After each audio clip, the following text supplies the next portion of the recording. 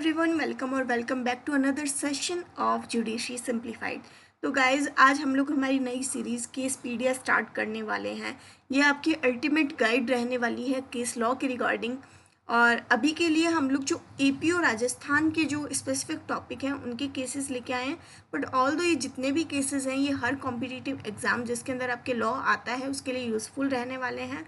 अगर आपको इस PDF की कॉपी चाहिए तो आप हमारा टेलीग्राम चैनल ज्वाइन कर सकते हैं जुडिशरी_सिंप्लीफाइड और वहाँ से इसको ले सकते हैं। ठीक है।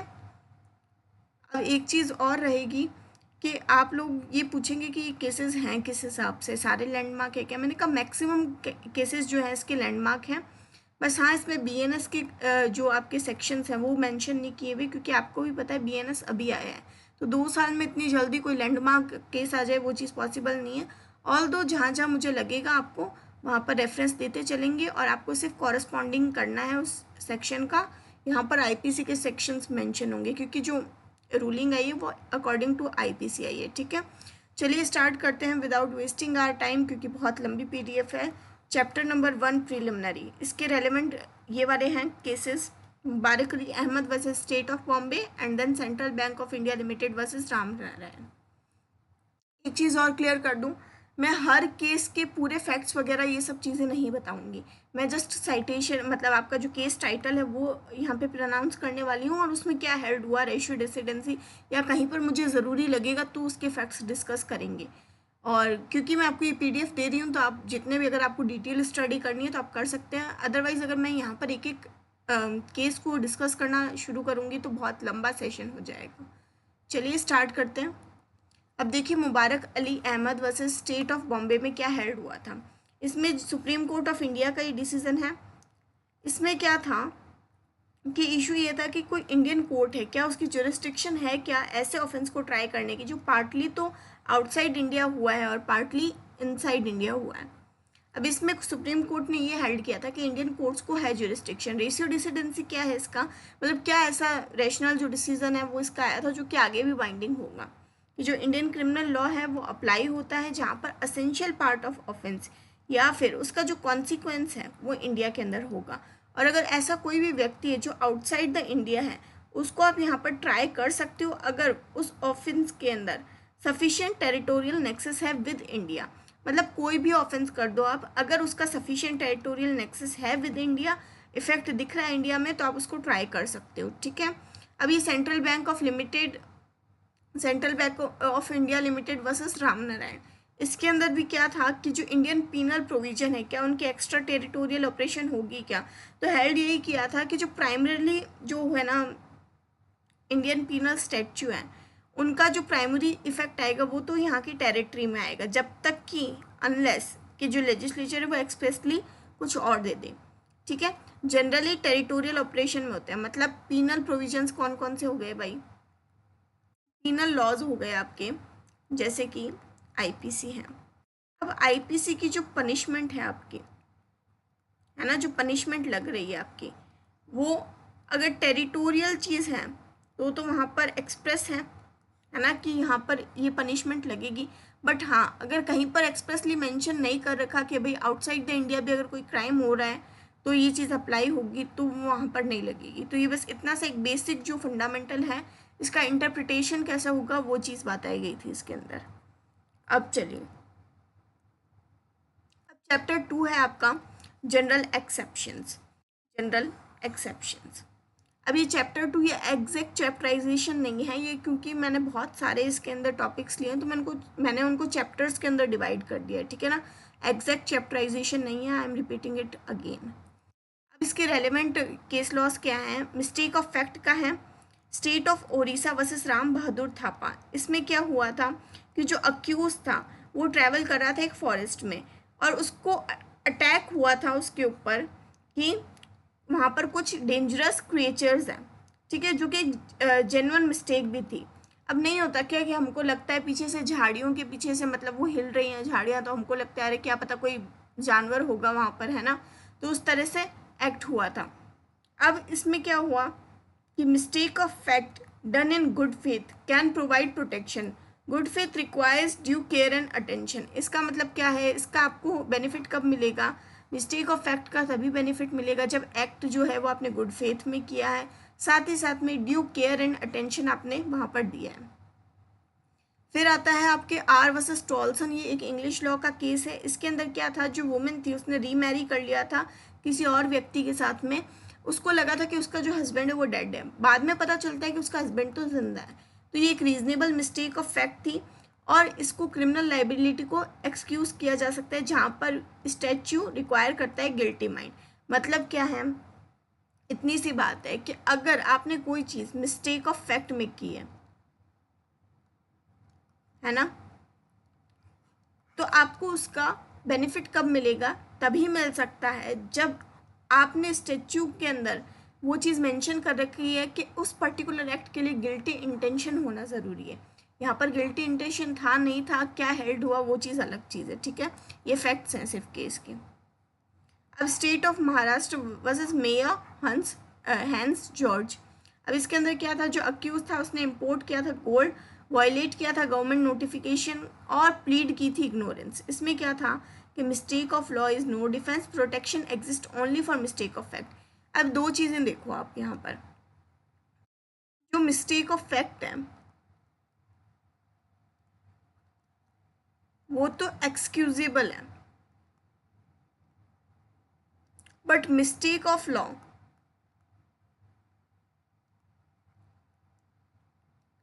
वो नॉन एक्सक्यूजेबल है। ऐसा क्यों, हम ये चीज़ मान के चलते हैं कि अगर आपको लॉ बना के दे दिया गया है तो आपकी जिम्मेदारी बनती है कि आप ये चेक करो कि वो एक्ट लॉफुल है या नहीं है आपका। आप ये नहीं बोल सकते कि आपने वायलेट भी किया है लॉ और आपको एक्सक्यूज़ भी कर दिया जाए, तो वो चीज़ नहीं होगी। अब आता है आपका मिस्टेक ऑफ लॉ के ऊपर ही है नेक्स्ट, मेयर हंस वाला जो केस है, ये सेम ही केस है, बस इसके अंदर थोड़ा सा हमने बता दिया कि ignorance of law is not excuse वाली बात आ गई। तो देखो एक केस जब होगा ना, मान लो अगर एक केस लॉ है तो उसको दो तरीके से भी यूज़ किया जा सकता है। अगर एक केस लॉ में मल्टीपल चीज़ें बताई गई है ना, तो वो मल्टीपल चीज़ों के लिए यूज़ हो सकता है। ऐसा नहीं है कि अगर कोई चीज़ मर्डर में पढ़ ली और उसमें और चीज़ें भी बताई गई थी तो आप वो दूसरे जगह पढ़ नहीं सकते, तो वो भी पढ़ सकते हो। आर वर्सेस स्मिथ का था, उसके अंदर क्या था, मिसअंडरस्टैंडिंग थी लीगल प्रोविजन की। तो ये इतनी सी बात बोली गई थी कि अगर आपको मिसअंडरस्टैंडिंग थी तो ये एक्सक्यूज़ नहीं है, ये आपकी रिस्पॉन्सिबिलिटी बनती थी। अब जुडिशियल एक्ट की बात है, Anwar Hussain versus state of Punjab. इसमें इशू क्या था कि protection available for acts perform judicially, मतलब कि अगर कोई जुडिशियल ऑफिसर, ठीक है, वो एक्ट कर रहा है अपने जुडिशियल कैपेसिटी में, तो उसको क्या है, एक्सक्यूज़ कर दोगे आप, यानी उसको प्रोटेक्शन मिल जाएगा, इम्यून हो जाएगा वो। अब आप क्या आते हैं के वीरा स्वामी वर्सेस यूनियन ऑफ इंडिया। इसके अंदर क्या था कि जुडिशियल जो इम्यूनिटी है वो प्रोटेक्ट करती है जुडिशियल फंक्शन को, पर अगर आप उसके आउटसाइड द जुरिस्डिक्शन जाके अगर कुछ चीज़ कर रहे हो तो वो चीज़ प्रोटेक्टेड नहीं है। मतलब आपकी जुडिशियल कैपेसिटी में आपको जो फंक्शन असाइन किए हैं, अगर आप अथॉरिटी के अंदर काम कर रहे हो तब तो एक्सक्यूजेबल है। अगर आप अपनी अथॉरिटी ब्रीच करके कुछ आगे जाके अल्ट्रा वायरस चीज़ कर रहे हो तब आपको है ना वहाँ पर एग्जेम्प्ट नहीं किया जाएगा। And A case concern criminal proceeding against a जज। तो ये ऐसा केस था जिसके अंदर जज के अगेंस्ट में क्रिमिनल प्रोसीडिंग हुई थी। अब R Balakrishna Pillai versus state of Kerala, examine limit of protections available to public functionary. इस केस में ये चीज़ चेक हुई थी कि जो पब्लिक फंक्शनरीज हैं उनको कितना प्रोटेक्शन मिलना चाहिए, कितना नहीं है। सिर्फ ऑफिशियल पोजीशन होना पूरी इम्यूनिटी आपकी जो भी इलीगल एक्ट्स हैं उसके लिए नहीं प्रोवाइड कर देता। मतलब अगर आप किसी ऑफिशियल पोजीशन में हो और आप ये चीज़ सोच रहे हो कि just because I am on a certain official position I will be exempted, तो उस केस में आपको एग्जेम्प्ट नहीं किया जाएगा जस्ट बिकॉज कि आप एक ऑफिशियल पोजीशन होल्ड करते हो। मतलब अगर आपने इलीगल एक्ट कर दिया, अपने अल्ट्रा वायरस जाके कुछ एक्ट किया, तो वहाँ पर आपको इम्यूनिटी नहीं मिलेगी, ठीक है। एक्सीडेंट का है, एक्सीडेंट का केस क्या है, state of Odisha versus Bhajanan Sahu. इसके अंदर क्या हुआ था, इंजरी हुई थी जो किसके द्वारा हुई थी, बिना किसी क्रिमिनल इंटेंशन की हुई थी। अब एक बात बताओ, जानबूझ के अगर कोई मार देगा किसी को तो वो तो फिर मर्डर नहीं हो जाएगा। एक्सीडेंट वही चीज़ है ना कि जो चीज़ आपके बियॉन्ड द कंट्रोल जाके हो रही है वो चीज़ है। इसमें defence apply when the act is lawful, accidental and done without negligence और क्रिमिनल इंटेंशन। मतलब एक्ट तो यहाँ पर भी लॉफुल होना चाहिए। एक्सीडेंट में क्या आपके इंग्रेडिएंट हो गया, एक्ट हमेशा लॉफुल होना चाहिए और डन होना चाहिए विदाउट नेग्लिजेंस और विदाउट एनी क्रिमिनल इंटेंशन, ये बात हुई थी इसमें।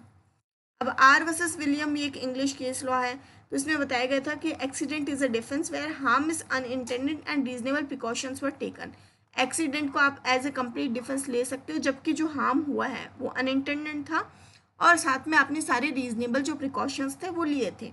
चलिए, अब टुंडा वर्सेस स्टेट ऑफ राजस्थान, इसके अंदर क्या था, accidental act was claimed as defense. Mere occurrence of accident is insufficient. Lawful act and absence of negligence must be proved. इसका मतलब क्या है कि सिर्फ एक्सीडेंट हुआ है वो इनसफिशियंट है, साथ ही साथ में लॉफुल एक्ट था या एब्सेंस ऑफ नेग्लिजेंस थी, ये चीज़ आपको प्रूव करनी पड़ेगी इसके लिए। ठीक है, अब R versus Dudley and Stephen's, ये वाले केस लॉज, ये क्या है, नेसेसिटी के वेरी वेरी इंपॉर्टेंट केसेस हैं, जैसे कि necessity can not justify intentional killing of an innocent person. अब देखो इसके अंदर हुआ क्या था, ये बहुत अच्छा केस लॉ है, वैसे तो ये बार बार पूछा भी जाता है। इसके अंदर क्या आता है कि जो सेलर्स होते हैं ना, ये किसी एक व्यक्ति को मार देते हैं अपनी शिप पर ताकि ये लोग सर्वाइव कर सकें, है ना। अब किसी को मारना just because you wanted to survive, इन्होंने क्या मार के खा भी लिया था उस व्यक्ति को, तो ये बहुत ज़्यादा नेक्स्ट लेवल का ही हो गया था केस। तो यहाँ पर नेसेसिटी वाली तो कोई बात थी नहीं, मतलब लॉ बोलता है तुम खुद मर जाओ, तुम किसी इनोसेंट को मत मारो, सिंपल सी बात है। क्वीन वर्सेस डूडले, इसमें जो भी नेसेसिटीज़ थी वो एक्सप्लेन की गई थी कि जो हार्म कोज कर रहे हो ना आप किसी भी व्यक्ति को, वो प्रोपोर्शनेट होना चाहिए उस डेंजर से जो अवॉइड किया जा सकता था। मतलब अगर आप जहाँ तक अवॉइड कर सकते हो वहाँ तक तो डेंजर को अवॉइड करो, बट जिस पॉइंट पर आपके बियॉन्ड कंट्रोल वो चीज़ चली जाए तो उस प्रपोर्शन में वो हार्म लेजिटिमेट है। नाथूलाल वर्सेस आपकी स्टेट ऑफ मध्य प्रदेश, इसमें क्या था, इसमें ये चीज़ हेल्ड हुई थी कि जो क्रिमिनल लाइबिलिटी है उसके लिए आपको गिल्टी माइंड की आवश्यकता है अनलेस एक्सक्लूडेड बाय स्टैट्यू। मतलब कोई ऐसा चीज़ है, कोई ऐसा एक्ट है जिसके अंदर गिल्टी माइंड ज़रूरी नहीं है, तब तो कोई बात नहीं। बट जहाँ पर आपको इस्टेब्लिश करना है कि क्रिमिनल लाइबिलिटी है या नहीं है उस पर्टिकुलर व्यक्ति की, तो वहाँ पर आपको क्या करना पड़ेगा, गिल्टी माइंड उसका प्रूव करना पड़ेगा। अब आता है इन्फेंसी के, आर वर्सेस गौरी, अब इसको क्या बोलेंगे, गौरी बोलेंगे, गौरी बोल लो चलो। A child below the prescribed age can not be held criminally liable, मतलब 7 साल से कम का बच्चा, उसको आप लाइबल नहीं हेल्ड कर सकते, क्योंकि वो किस में आता है, doli incapax and then doli capax, ये दो है ना मैगजिम्स, तो ये देख लेना। ये Ulla Mahapatra versus king emperor, इसके अंदर क्या था, protection depends upon the maturity and understanding of consequences, मतलब व्यक्ति को कितनी अंडरस्टैंडिंग है कॉन्सिक्वेंसेज की, उस पर डिपेंड करेगा कि आप उस व्यक्ति को इम्यूनिटी देना चाहते हो नहीं देना चाहते हो। अब ये जो Hiralal versus state of Rajasthan वाला केस है ना, इसको एक काम करो, आप मार्क कर लो। क्यों बोल रही हूँ मार्क करने का रीज़न, उसका मैं अभी आपको बताती हूँ कि ये केस एक तो आपके राजस्थान का है ना। अब राजस्थान का केस है तो पता होना ही चाहिए आपको, ठीक है। अब देखो इसमें क्या हुआ था, इसमें ये चीज़ देखी गई थी कि जो क्रिमिनल कैपेसिटी है वो उस बच्चे की थी या नहीं, तो मतलब उसकी एज भी देखी जाएगी बच्चे की, साथ ही साथ में उसकी मेंटल कैपेसिटी भी देखी जाएगी जब आपको उसका अगर डॉली कैपेक्स डॉली इन कैपेक्स के अंदर ट्राई करना है नहीं करना है। देखो अगर अंडर 7 ईयर्स है ना उसकी एज,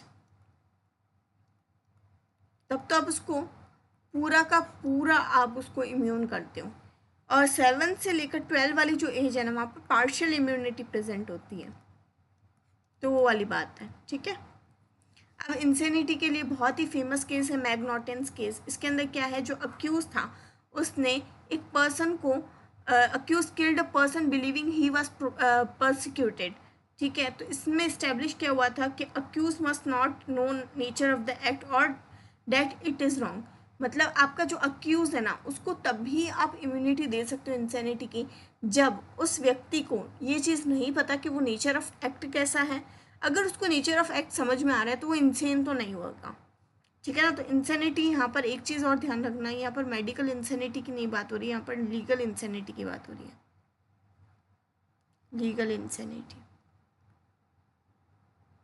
देखिए मैं थोड़ा फटाफट इसीलिए करवा रही हूँ ताकि आप एक बार में थोड़े ज़्यादा केसेस कवर कर सकें, अदरवाइज बहुत लेंदी हो जाएगा वीडियो, कोई सेंस भी नहीं बनेगा। आपको बस केस का नाम पता होना चाहिए और ये पता होना चाहिए वो किससे रिलेटेड है, ठीक है।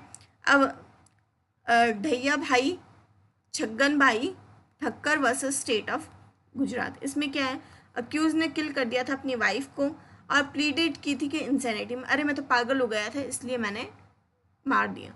तो इसमें ये चीज़ बताई गई थी कि जो लीगल इंसेनिटी वो डिफरेंट होती है मेडिकल इंसेनिटी से, और बर्डन है ना ये अक्यूज़ पर रहेगा ये चीज़ बताने के लिए कि क्या प्रोबेबिलिटी थी।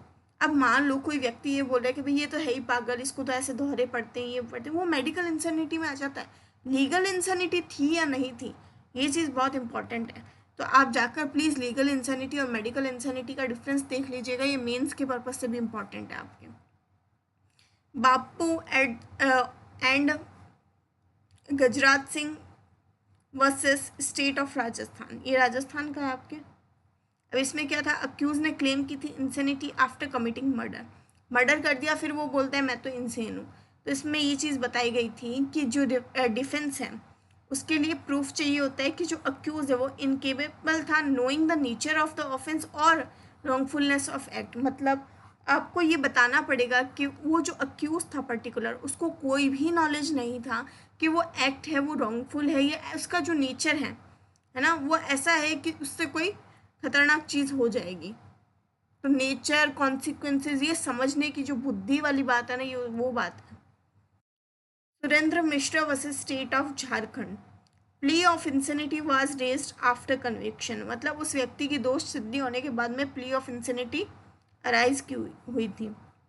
mere abnormal behavior is not enough, legal insanity must be established। मतलब मान लो कोई व्यक्ति abnormal बिहेव करता है, थोड़ा अलग तरीके से बिहेव करता है, जस्ट बिकॉज कि वो अलग तरीके से बिहेव करता है डजेंट मीन कि आप उसको बोल दोगे कि नहीं ये तो पागल है। उसकी लीगल इंसेनिटी प्रूफ करो, उसको इस्टेब्लिश करो, देन वी विल थिंक कि उसको बेनिफिट मिलना चाहिए नहीं मिलना चाहिए। इंटॉक्सिकेशन का बहुत ही ज़्यादा लैंडमार्क केस लॉ है, ये वाला बहुत ही लैंडमार्क केस है आपका। Basdev versus state of Pepsu, accuse shot a person after consuming alcohol. इसमें क्या हुआ था, एक बंदे ने खुद से शराब पी पहले तो, फिर उसने मार दी एक व्यक्ति को गोली। अब इसमें बोला क्या गया कि जो वॉलेंट्री इंटॉक्सिकेशन है यानी तुमने खुद अपनी मर्जी से पिया ना, इसका कोई डिफेंस नहीं मिलेगा अनलेस कि वो जो इंटॉक्सिकेशन है वो प्रिवेंट करता है formation of required intention in exceptional cases. मतलब जनरली तो ये मान के चलो कि वॉलेंट्री इंटॉक्सिकेशन का कोई भी डिफेंस नहीं मिलेगा। आई बात समझ में। अब ये डीपीपी वर्सेस बियर्ड वाला जो केस है, इसमें जो अक्यूज ने एक ऐसा ऑफेंस कमिट किया था जो कि इंटॉक्सिकेशन के बाद में हुआ था, तो इन्होंने बोला था कि जो वॉलेंट्री इंटॉक्सिकेशन है उसका कोई एक्सक्यूज़ नहीं मिलेगा आपको क्रिमिनल एक्ट में। K M. Nanavati versus state of Maharashtra, बहुत ही इंपॉर्टेंट केस है। इसमें क्या है, accuse claim loss of control after emotional disturbance, intoxication and loss of self control must be legally establish, ये बताना होता है। तो इसमें एक चीज़ नहीं थी, ये 2-3 चीज़ें थी, ठीक है ना। कंसेंट की cases, R versus Donovan, consent was claimed in a case involving physical harm, consent is only valid with in the limits permitted by law, consent उतनी ही वैलिड है जितना कि लॉ परमिट करता है। ये बोल के कि मेरे को तो किसी ने बोला था कि अरे तू मुझे गोली मार दे, मेरे को तो कुछ नहीं होगा, मेरे तो लोहे का शरीर है, भाई ये कोई आपको बेनिफिट नहीं मिलेगा। आपको तो पता है ना, आप में तो बुद्धि है ना कि है तो वो इंसान ही, मर सकता है, तो वो आपके ऊपर कॉल है वो चीज़। Kaini Rajan versus state of Kerala, accused claimed sexual relationship was consensual, consent must be active, voluntary, informed, consent obtained by misconception is invalid। इसमें अक्यूज ने बोला था कि जो सेक्सुअल रिलेशनशिप था उसका उस व्यक्ति के साथ में वो कंसेंशुअल था। तो ये चीज़ बोली गई कि जो कंसेंट आप ऑब्टेन कर रहे हो ना वो एक्टिव होनी चाहिए, वॉलेंट्रीली होनी चाहिए और इन्फॉर्म्ड होनी चाहिए, ठीक है। और साथ में वैसी कंसेंट आपकी वैलिड होगी जो आपने बिना किसी मिसकंसेप्शन के ऑब्टेन किए। यानी अगर मिसकंसेप्शन हो गया, मतलब आप कुछ बोलना कुछ और चाह रहे हो और मैंने समझा कुछ और फिर जाके वो आपने उसको कंसेंट मतलब कॉन्स्टिट्यूट कर लिया, तो वो चीज़ इनवैलिड हो जाएगी वहाँ पर। अब आता है आपके state of HP versus Mangoram. Consent in Mangoram या मंगूराम कुछ ऐसा होगा इसका शायद। Consent in sexual offences was examined. Submission due to fear और misconception does not amount to consent. मतलब मान लो किसी व्यक्ति ने सबमिशन कर दिया, उसको डर लग रहा है, उसको नहीं पता कि भाई क्या होगा उसके साथ में, क्या नहीं होगा। तो अगर या फिर किसी मिसकंसेप्शन के थ्रू उसने ये चीज़ दे दी है अपनी कंसेंट, तो आप उसको कंसेंट नहीं मानोगे। R versus Connie. Participants consented to a boxing fight. Consent cannot justify acts causing serious harm prohibited by law. मतलब दो लोगों ने बोला आओ हम लड़ते हैं मुक्केबाजी। मुक्केबाजी में हुआ क्या, एक व्यक्ति को बहुत ज़्यादा लग गई। अब इसमें हुआ क्या कि जो कंसेंट है, कोर्ट ने बोला कि आप इसको जस्टिफाई नहीं कर सकते क्योंकि आपने सीरियस हार्म किया है जो कि प्रोहिबिटेड बाय लॉ है। मतलब उतना हार्म ही सफिशिएंट है जितना कि उस पर्टिकुलर एक्ट के लिए आवश्यक है। Communication made in good faith. Harbhajan Singh versus state of Punjab. यानी accused claim protection for statements made honestly. उन्होंने बोला कि मैंने कुछ ऑनेस्ट स्टेटमेंट दिए, आप मुझे उसके लिए प्रोटेक्ट करो। यानी good faith requires honesty along with due care and attention. मतलब अगर कोई चीज़ गुड फेथ में कंसिडर कर रहे हो ना, तो आपको ये चीज़ भी इस्टेब्लिश करनी पड़ेगी कि ड्यू केयर एंड अटेंशन के साथ में आपने ऑनेस्टी के साथ में वो चीज़ की है। अब आता है आपकी Chaman Lal versus state of Punjab. इसमें कोर्ट ने एग्जामिन किया था मीनिंग ऑफ गुड फेथ। यानी good faith is not mere belief, reasonable care and caution are necessary. मतलब गुड फेथ सिर्फ बिलीफ की बात नहीं है कि कोई व्यक्ति कैसा बिलीव करता है, उसमें रीजनेबल केयर और कॉशन भी ज़रूरी है। Haridas versus state of Maharashtra. Communication made in public interest was examined. Statement made for the lawful purpose with due diligence receive protection. ऐसे स्टेटमेंट जो कि आपने लॉफुल पर्पज़ के लिए बोले हैं और विद ड्यू डिलिजेंस बोले हैं, उनके लिए आपको क्या है, प्रोटेक्शन मिल जाएगा। ये वाले कुछ केसेस हैं आपके, मैग्नॉटन केस वगैरह, ये जो इम्पोर्टेंट केसेस हैं आपके उसकी लिस्ट है, तो आप ये चीज़ देख सकते हैं। तो इसको एकदम मैंने वैसे लिख रखा है फुल्ली, ठीक है। तो चलिए अब ये वाला काम करते हैं अपन, है ना।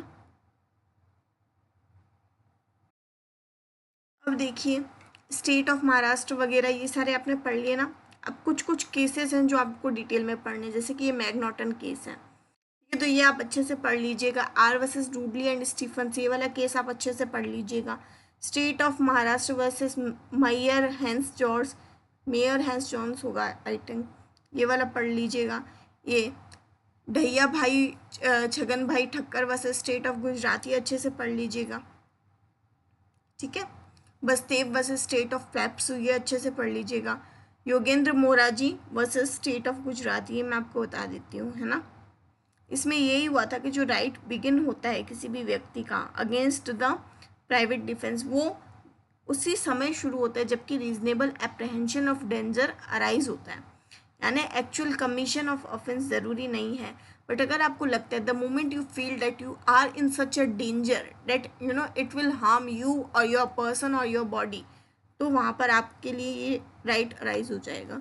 और फोर्स अगर आप यूज़ कर रहे हो तो वो प्रोपोर्शनेट होना चाहिए। मतलब किसी ने एक मुक्का मारा तो आप भी एक ही मारोगे, ऐसा नहीं आपको किसी ने एक मारा आपने उसको 4 मार दिए धम धम धम, वो नहीं चलेगा, ठीक है। James Martin versus state of Kerala.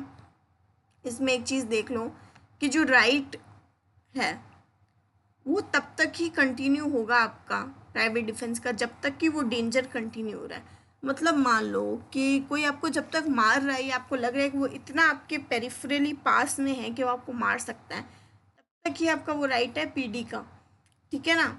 The moment वो इंसान इतना आपके रिकोर्स से दूर है कि वो आपको हार्म नहीं कर सकता, आप ये नहीं बोल सकते कि नहीं मैं तो उसके पीछे भाग के उसको मारूंगा, नहीं, वहाँ पर आपका कोई राइट नहीं है। It can not be use as a pretext of retaliation. मतलब आप बदले की भावना के लिए है ना, ये नहीं बोल सकते क्योंकि उसने ऐसा मेरे को मारा था, फिर 1 घंटे बाद मेरे को याद आया मेरा तो राइट ऑफ प्राइवेट डिफेंस भी है, मैं भी जाके उसको मारूंगा, तो वो चीज़ लेजिटिमेट नहीं है।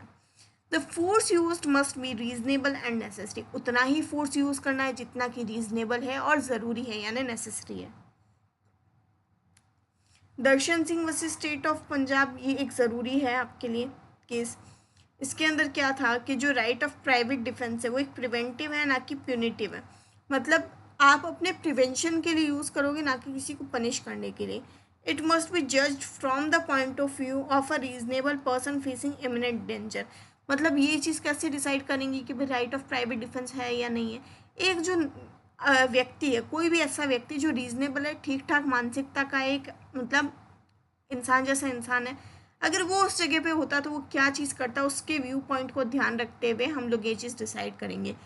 Exact proportionality can not be expected in emergency. मान लो इमरजेंसी की बात है, भाई तुमको कोई चाकू घोंपने आया, चाकू मारने वाला है कोई तुमको, अब उस टाइम पे तुम किसी को एक मुक्का मारो, 4 मारो, तुमको क्या पता चलेगा वहाँ पे। तो वो प्रोपोर्शनलिटी वहाँ पर इस्टेब्लिश करना ये एकदम मूर्खता वाली बात है ना। पर हाँ, ऐसी कोई सिचुएशन जहाँ पर प्रोपोर्शनलिटी देखी जा सकती थी तो देख लेना। ये कृष्णा मोची वाला केस है, ये भी देख लीजिएगा कि राइट ऑफ प्राइवेट डिफेंस है वो प्योरली डिफेंसिव है। इन्वोक कब करना है आपको, जस्टिफाई डिफेंस और रिटालिएशन के लिए इसको इन्वोक नहीं करना। मतलब जब आपको एक्चुअल में ज़रूरी है तब आप इसको इन्वोक करोगे। और जो plea must be supported by the facts and surrounding circumstances. अगर आप ये प्ली कर रहे हो कि नहीं भाई मेरा तो राइट ऑफ प्राइवेट डिफेंस था, मैंने तो उसके अंतर्गत उस व्यक्ति को हार्म पहुंचाया, तो आपको ये इस्टेब्लिश करना पड़ेगा अपने फैक्ट्स और सराउंडिंग सर्कमस्टांसेस के, that you were really in that kind of danger, that you needed to push yourself into a act which was an act which was unlawful on that period। अब आता है आपकी joint liability. Joint liability, अब ये देखो इसके जो cases हैं ना, ये 3-4 जगह यूज़ हुए हैं। अनलॉफुल असेंबली के साथ में भी यूज़ हुए हैं, कॉमन ऑब्जेक्ट में भी यूज़ हुए हैं। तो ये डिपेंड करेगा, देखो कहाँ पर कैसे आपको क्वेश्चन पूछा जा रहा है, तो कौन से केस को आपको मार्क करना है। ठीक है, तो ये लिस्ट है। अब देखो मैं ये बता देती हूँ, Barendra Kumar Ghosh versus king emperor, इसमें क्या था। इसमें ना ये आपके डिसीजन आया था कि जो सेक्शन 34 है, यानी अभी का 35 है BNS का, इसमें एक जॉइंट लाइबिलिटी क्रिएट होती है बेस्ड ऑन कॉमन इंटेंशन। और जो फिजिकल पार्टिसिपेशन है हर एक्ट के अंदर, ज़रूरी नहीं है if the accuse intentionally participate in the common design. अगर वो कॉमन डिज़ाइन का पार्ट है तो ज़रूरी नहीं कि वो हर एक्ट में पार्टिसिपेट करे ही करे। मान लो कि हमारा ऐसा कुछ प्लान था कि हम किसी एक व्यक्ति को मारने वाले हैं, नहीं मारेंगे, सोचना भी नहीं ऐसा। मान लो कि कोई XYZ व्यक्तियों का प्लान था कि वो किसी एक व्यक्ति को मारने वाले हैं। अब उसके अंदर किसी ने एक प्लान बनाया है कि अच्छा तेरे को इसको किडनैप करना है, अच्छा तेरे को इसको ना मतलब चाकू से यहाँ पर वार करना है। तो ये जो जो चीज़ें हुई, डिफरेंट एक्ट्स हो गए, बट ज़रूरी तो नहीं है ना हर व्यक्ति हर एक्ट के टाइम पे वहाँ पर पार्टिसिपेट करे। हो सकता हो कोई बस सिर्फ प्लानिंग अच्छी कर रहा हो सकता हो कि कोई सिर्फ मार अच्छा रहा हो। तो अपनी अपनी सुविधा अनुसार ये लोग वहाँ पर प्रेजेंट थे, तो ज़रूरी नहीं है आप हर जगह प्रेजेंट हो। पर एक कॉमन डिज़ाइन तो था ना आपका, एक कॉमन इंटेंशन तो था ना कि आप उस व्यक्ति को हार्म पहुँचाना चाहते हो, उसकी डेथ कॉज करना चाहते हो, तो वो चीज़ है। महबूब शाह वर्सेस किंग एम्परर, बहुत ज़्यादा फेमस केस लॉ है ये। Mere presence at the scene is insufficient, सिर्फ वहाँ मौजूद होना इनसफिशिएंट है। कॉमन इंटेंशन की ज़रूरत है। प्रायर मीटिंग ऑफ माइंड्स देखते हैं कि ये चीज़ डेवलप हुई है। On the spot participation must be prove. Just because कि आप कहीं पर अवेलेबल हो, प्रेजेंट हो, इसका मतलब ये नहीं है कि आप उस चीज़ में शामिल हो। कॉमन इंटेंशन देखा जाएगा, ये देखा जाएगा कि या तो वहाँ पर प्रायर मीटिंग ऑफ माइंड थी। प्रायर मीटिंग ऑफ माइंड को 2 तरह से समझेंगे। एक तो आप पहले से घर से सोच के आए थे कि भाई हाँ हम ये चीज़ करने वाले हैं। दूसरा आप ऑन द स्पॉट मिले और ऑन द स्पॉट आपको ऐसा मतलब एहसास हुआ कि नहीं ये जो व्यक्ति ये काम करने जा रहा है मुझे भी इसका साथ देना चाहिए, ये भी मेरा साथी संगी बंधु है। तब वहाँ पर ऑन द स्पॉट भी ये चीज़ डेवलप हो सकती है। और पार्टिसिपेशन आपको प्रूव करना पड़ेगा कि उस व्यक्ति का पार्टिसिपेशन था या नहीं था। Pandurang versus state of Hyderabad, another very important and landmark case. Common intention में क्या क्या रिक्वायरमेंट होती है, तो मीटिंग ऑफ माइंड होती है, दूसरा पार्टिसिपेशन होना चाहिए उस क्रिमिनल एक्ट में, similar intention is not sufficient. Similar intention और कॉमन इंटेंशन में क्या फ़र्क है? Similar intention is that you want to harm that person, है ना, आप चाहते हो कि उस व्यक्ति के साथ में कुछ बुरा हो। कॉमन इंटेंशन मतलब आपका एक ही प्लान है उस व्यक्ति का बुरा करने का। आगे ही बात समझिए, वो कॉमन है। सिमिलर मतलब एक जैसा, कॉमन मतलब एक ही। आई बात समझ में? कॉमन इंटेंशन और सिमिलर इंटेंशन में फ़र्क क्या है? सिमिलर मतलब एक जैसा, कॉमन मतलब एक ही इंटेंशन है आपका। अब आता है Krishna Govind Patil versus state of Maharashtra. इसके अंदर ये हाइड किया गया था कि जो कॉमन इंटेंशन है उसमें रिक्वायरमेंट एक शेयर्ड प्लान की या एक प्री अरेंज डिज़ाइन की। सिर्फ मियर similarity of intention does not attract section number 34। मतलब क्या बोला कि इसके लिए आपको एक शेयर्ड या प्री अरेंज डिज़ाइन होना चाहिए। मतलब या तो आपने पहले से प्लान किया है या ऐसा कुछ प्री अरेंज आपका डिज़ाइन था कि आपको कुछ कुछ चीज़ें करनी है। सिर्फ सिमिलरिटी ऑफ इंटेंशन से आप ये चीज़ नहीं बोल सकते कि भाई ये तो कॉमन इंटेंशन था इनका, है ना। अब आता है चित्तरमल वर्सेस स्टेट ऑफ राजस्थान।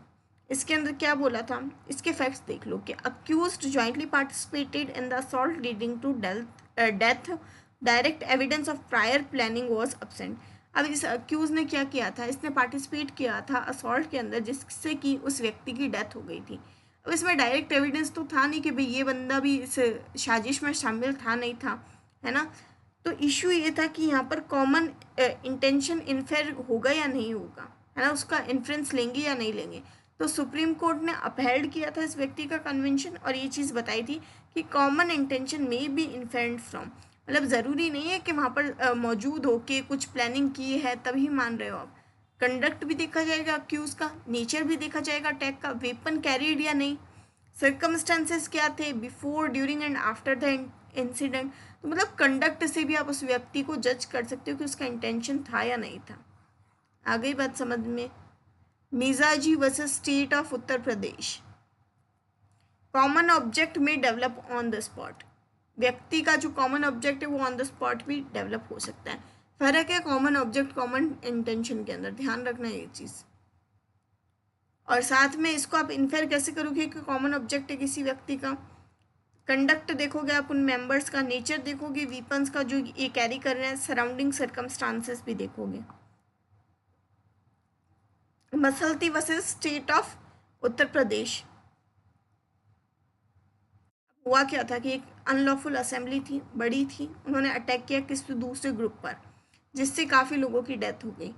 फिर कुछ जो अक्यूज थे उन्होंने ये चीज़ आर्ग्यू की कि कोई स्पेसिफिक ओवर्ट एक्ट उनके द्वारा नहीं किया गया था। मतलब उन्होंने बोला कि भाई मैंने तो इसको कुछ मारा ही नहीं, मैं तो बस साथ में चल रहा था, इस तरह की बात कही। तब इशू ये था कि जो proof of an overt act है वो नेसेसरी होगा हर मेंबर ऑफ अनलॉफुल असेंबली के लिए या नहीं। तो सुप्रीम कोर्ट ने अपहेल्ड किए उन सब की कन्विक्शन और ये चीज़ बताई गई कि जो सेक्शन 149 है वो एक तरह की कंस्ट्रक्टिव लाइबिलिटी क्रिएट करता है भाई। कंस्ट्रक्टिव यानी बाय डिफ़ॉल्ट लाइबिलिटी आपकी बन रही है। Proof of specific overt act is not necessary. ज़रूरी नहीं है कि आपने वो एक्ट किया है नहीं किया है, पर आप थे तो सही ना उस भीड़ का हिस्सा। Membership of unlawful assembly with the common object is sufficient. यानी अगर एक अनलॉफुल असेंबली है, आप वहाँ पर उसके मेंबर हो, आपका कॉमन ऑब्जेक्ट है या नहीं है, आप उस पर्टिकुलर व्यक्ति को जिसकी डेथ हुई थी आपने डेथ करना कॉज चूज़ किया था नहीं किया था, पर फिर भी आपकी लाइबिलिटी के लिए ये चीज़ सफिशिएंट होगी कि आपका कॉमन ऑब्जेक्ट था। आप आए तो वहाँ पे हुड़दंग करने के लिए थे ना, तो वो चीज़ है। अब Lalji versus state of Uttar प्रदेश, ये देख लीजिए। इसके अंदर क्या हेल्ड किया गया था कि जो सेक्शन नंबर 149 है उसमें वाइकेरियस लाइबिलिटी क्रिएट होती है और हर जो मेंबर होगा अनलॉफुल असेंबली का उसको आप लाइबल ठहराओगे उन ऑफेंसेस के लिए जो कमिट हुए हैं prosecution of common object. This is the most important line when it comes to common object. Prosecution of common object मतलब उस पर्टिकुलर एक्ट के कॉमन ऑब्जेक्ट के थ्रू। अब देखो एक चीज़ और बताती हूँ, common object common intention highly confusing topics they are. अब एक चीज़ कर सकते हो आप कि या तो इनका आप गूगल निकाल लो और कोई एक अच्छा सा आर्टिकल पढ़ लो इनके बारे में या कोई एक अच्छा वीडियो देख लो, वरना ये होगा कि जब हम केसपीडिया पूरा कर लेंगे तीनों लॉज के लिए तो I will come up with some concept sections या कुछ ऐसे छोटे छोटे वीडियोस बनाने की कोशिश करूँगी मैं, बट नॉट नेसेसरीली कि अभी ही बना दूँ. It will be subject to the availability of my time as well. अब आता है इंडिविजुअल जो ओवर्ट एक्ट हैं उनको प्रूव करने की ज़रूरत नहीं है. आप पार्ट थे क्या वहाँ पर अनलॉफुल असेंबली में? कोई व्यक्ति बोला था हाँ मैं पार्ट तो था, लेकिन मैंने कुछ नहीं किया था. कोर्ट बोलता है लेकिन को छोड़िए, थे या नहीं थे पार्ट? उसने बोला हाँ. अच्छा, जब थे ना तो आपकी यहाँ पर पूरी लाइबिलिटी बनेगी, वाइकेरियस लाइबिलिटी है भाई आपकी यहाँ पर. आपने किया नहीं किया, आप कॉमन ऑब्जेक्ट से आए थे ना, उद्देश्य आपका यही था ना, आप अचीव तो एक ही गोल करना चाहते थे ना, बस वही बात है. अब कुछ इम्पॉर्टेंट केसेस हैं, उनकी एक लिस्ट दे रखी है, तो आप अगर कुछ नहीं पढ़ पा रहे हो तो बस ये इतना सा पढ़ के चले जाओ, आपका काम हो जाएगा. अब आते हैं आपके चैप्टर नंबर 4, यहाँ पर डील कर रहे हैं हम ऑफेंसेस अगेंस्ट ह्यूमन बॉडी. इसके लैंडमार्क केसेस आप ये देख लीजिए, कुछ इस तरह से केसेस बता रखे हैं मैंने. ठीक है, बहुत सारी चीज़ें हैं इसके अंदर. चलिए स्टार्ट करते हैं. ठीक है गाइज, अब आता है आर वर्सेस वाइट का केस. वो आप देख लीजिएगा. इसके अंदर ये बताया गया था कि भाई अक्यूज़ को गिल्टी मानना है या नहीं मानना है मर्डर के लिए. तो इसमें बताया गया था कि अगर इंटेंशन टू किल था पर जो डेथ है वो किसी और अनदर इंडिपेंडेंट कॉज की वजह से हुई है तो इसको ऑफेंस को आप अटेम्प्ट टू मर्डर बोल दोगे. मतलब मान लो कि आप चाहते तो थे उस व्यक्ति का मर्डर करना, पर उस व्यक्ति का जो मर्डर है वो उस रीज़न से ना होकर जिस रीज़न से आप चाहते थे किसी और अनदर इंडिपेंडेंट कॉज की वजह से हो जाता है, तो वो अटेम्प्ट टू मर्डर में चला जाएगा. ठीक है. फिर आर वर्सेस जॉर्डन है, तो ये आप देख लीजिएगा. आर वर्सेस स्मिथ है एक केस. आर वर्सेस ब्लो है. ये देखिए इंग्लिश लॉज है इसलिए मैं ये ज़्यादा नहीं करवा रही, बट वो वाले करवा रही हूँ जो एक्चुअल में बहुत ज़्यादा बार पूछे गए. जैसे रेज वर्सेस गोविंदा है, ये वाला बहुत बार पूछा गया. अब इसके अंदर देख लो क्या था. इसमें ये था कि जो ऑफेंस अमाउंटेड टू मर्डर और culpable homicide not amounting to murder. Offence को कैसे क्लासिफाई करेंगे, ये culpable homicide not amounting to murder है या फिर मर्डर है. आप डिफ्रेंशिएट कैसे करोगे इन दोनों केसेस के अंदर. तो कोर्ट ने ये चीज़ हेल्ड की थी कि ये जो ऑफेंस हुआ है ये culpable homicide not amounting to murder है. अब इसमें ये चीज़ क्या बतानी है हमको, क्या रेशियो डिसिडेंसी था इसका. ये था कि जो हर मर्डर होता है ना वो अपने आप में कल्पेबल होमिसाइड होता है, पर हर कल्पेबल होमिसाइड ज़रूरी नहीं है मर्डर होगा. समझो ये बात. अगर कोई चीज़ अभी कल्पेबल होमिसाइड है, उसमें अगर कुछ चीज़ें ऐड कर दी जाए तब जाके वो मर्डर बनती है. बट ये चीज़ बोलना कि जो मर्डर है वो कहीं ना कहीं कल्पेबल होमिसाइड की स्टेज को क्रॉस करके ही आया है, ये बात बोलिए. आ गई बात समझ में. अब चलो आगे देखो. इसमें पूरा डिस्टिंक्शन बताया था कि कैसे जो आपका इंटेंशन है, कैसे नॉलेज है, उसके बेसिस पे आप इसको डिफ्रेंशिएट करोगे. तो ये काफ़ी अच्छा प्रोविज़न है, ये अच्छा केस लॉ है, आप इसको एकदम डिटेल में पढ़ सकते हो. ठीक है ना. चलिए अब आता है Virsa Singh versus state of Punjab. इसके अंदर क्या बोला था, इसमें ये इशू था कि जो सेक्शन 300 है आपका आईपीसी का, उसका जो थर्डली वाला क्लॉज है वो अप्लाई होगा कि नहीं होगा.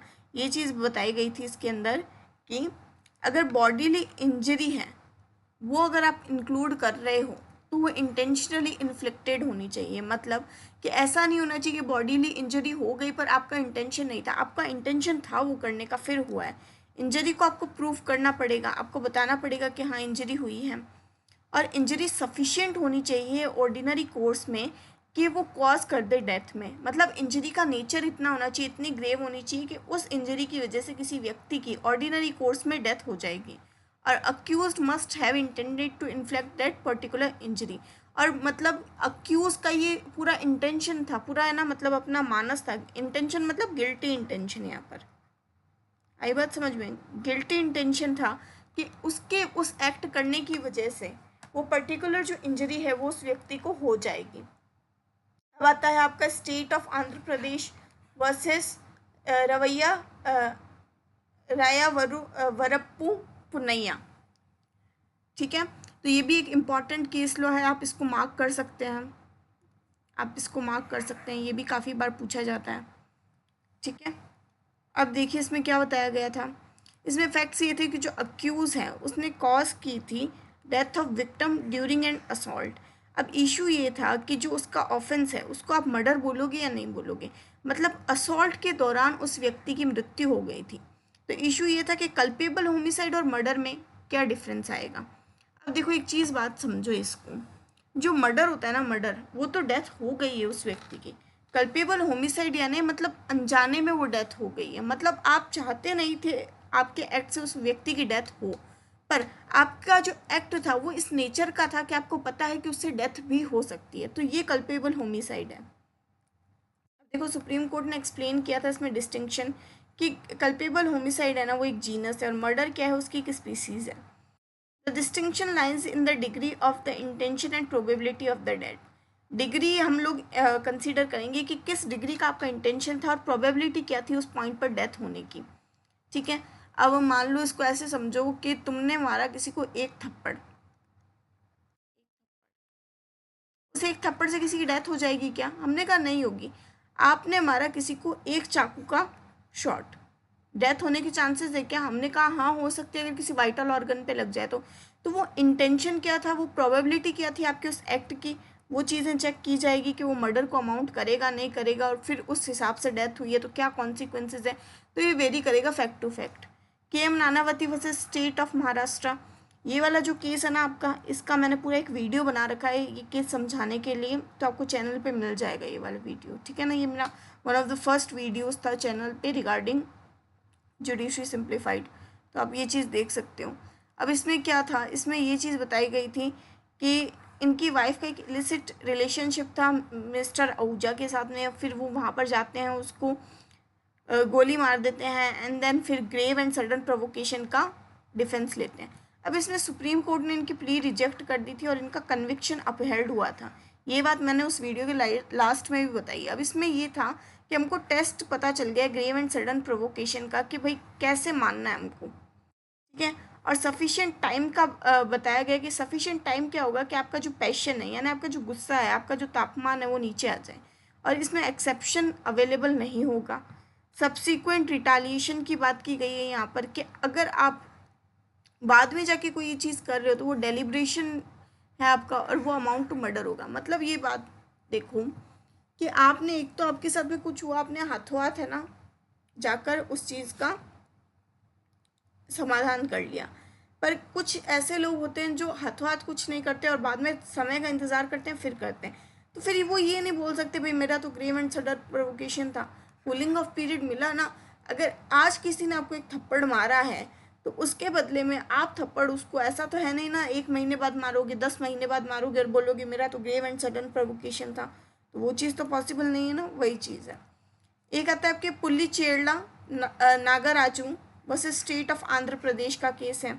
इसमें भी कल्पेबल होमिसाइड और मर्डर के ऊपर ही बताया गया था कि भाई ऑफेंस मर्डर है या नहीं है, उसके लिए आप नेचर ऑफ वेपन देखो, बॉडी का कौन सा पार्ट आपने टारगेट किया है वो देखो, nature and number of injuries देखो, फोर्स का देखो, मोटिव था क्या उस व्यक्ति का वो देखो, सर्कमस्टांसेस देखो कि किस सर्कमस्टांसेस में वो केस हुआ है, कंडक्ट देखो अक्यूज का before and after the incident, ये बहुत इंपॉर्टेंट चीज़ होती है।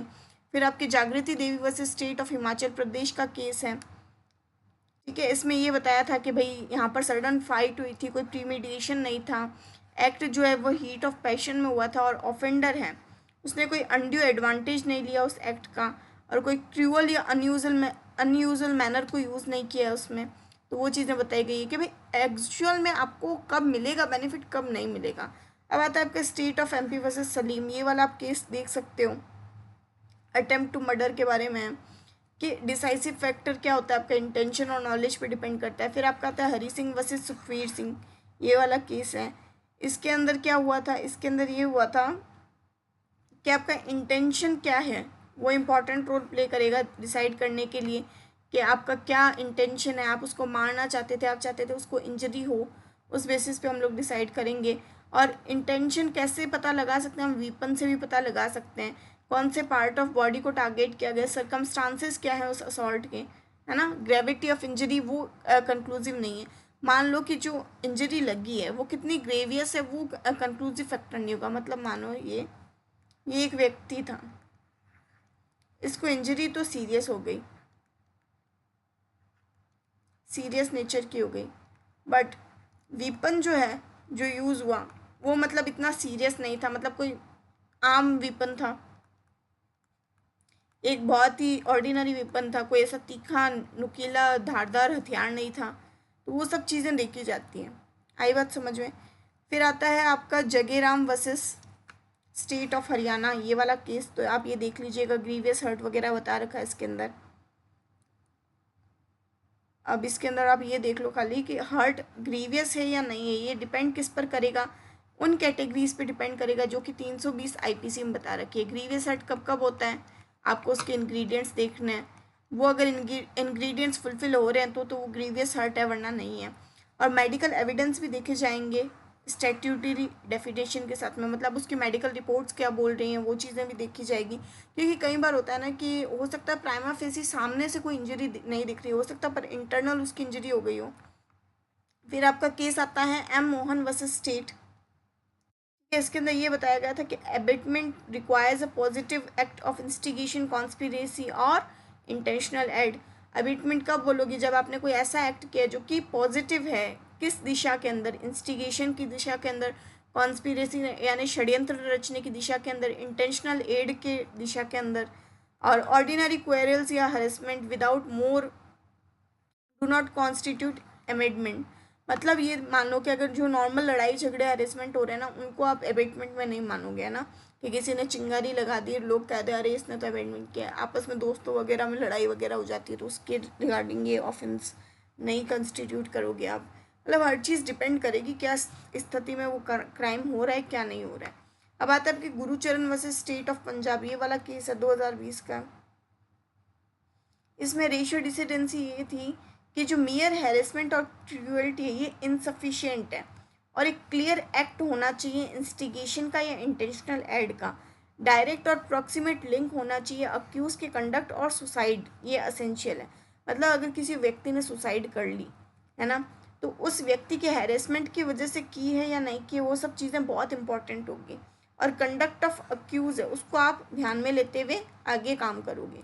फिर आपके आता है S Varadarajan versus state of Madras, ये वाला केस है, तो ये किडनैपिंग का केस था।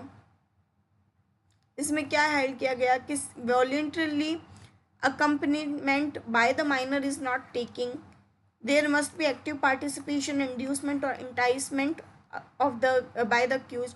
मतलब सिर्फ अगर आप ले गए तो आप उसको नहीं मानोगे।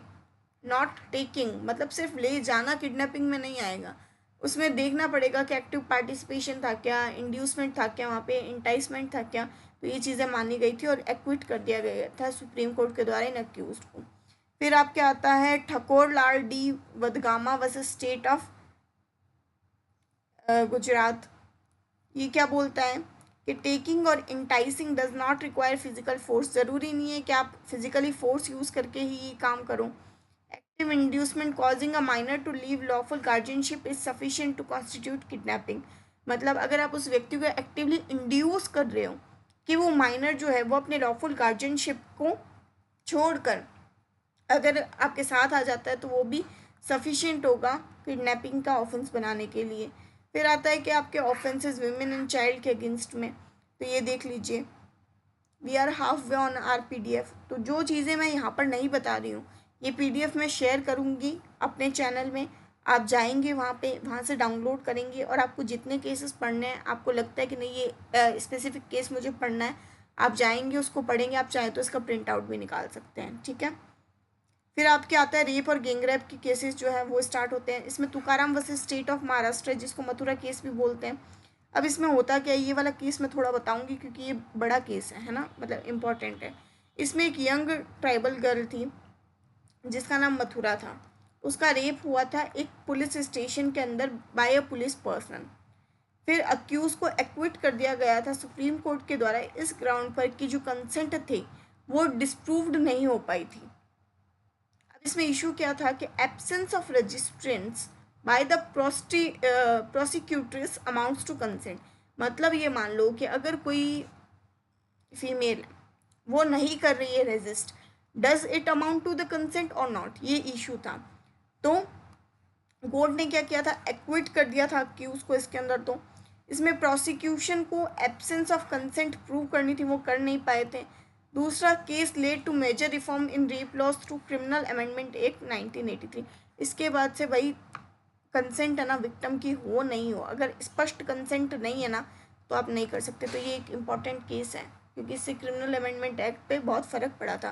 फिर आता है आपके बरवादा भोगिन भाई हेजी भाई वर्सेस स्टेट ऑफ गुजरात। इसके अंदर क्या है, अक्यूज को कन्विक्ट किया गया था रेप के ऊपर on the sole testimony of the victim, और डिफेंस ने आर्ग्यू किया था कि कोई इंडिपेंडेंट कॉरपोरेशन नहीं है।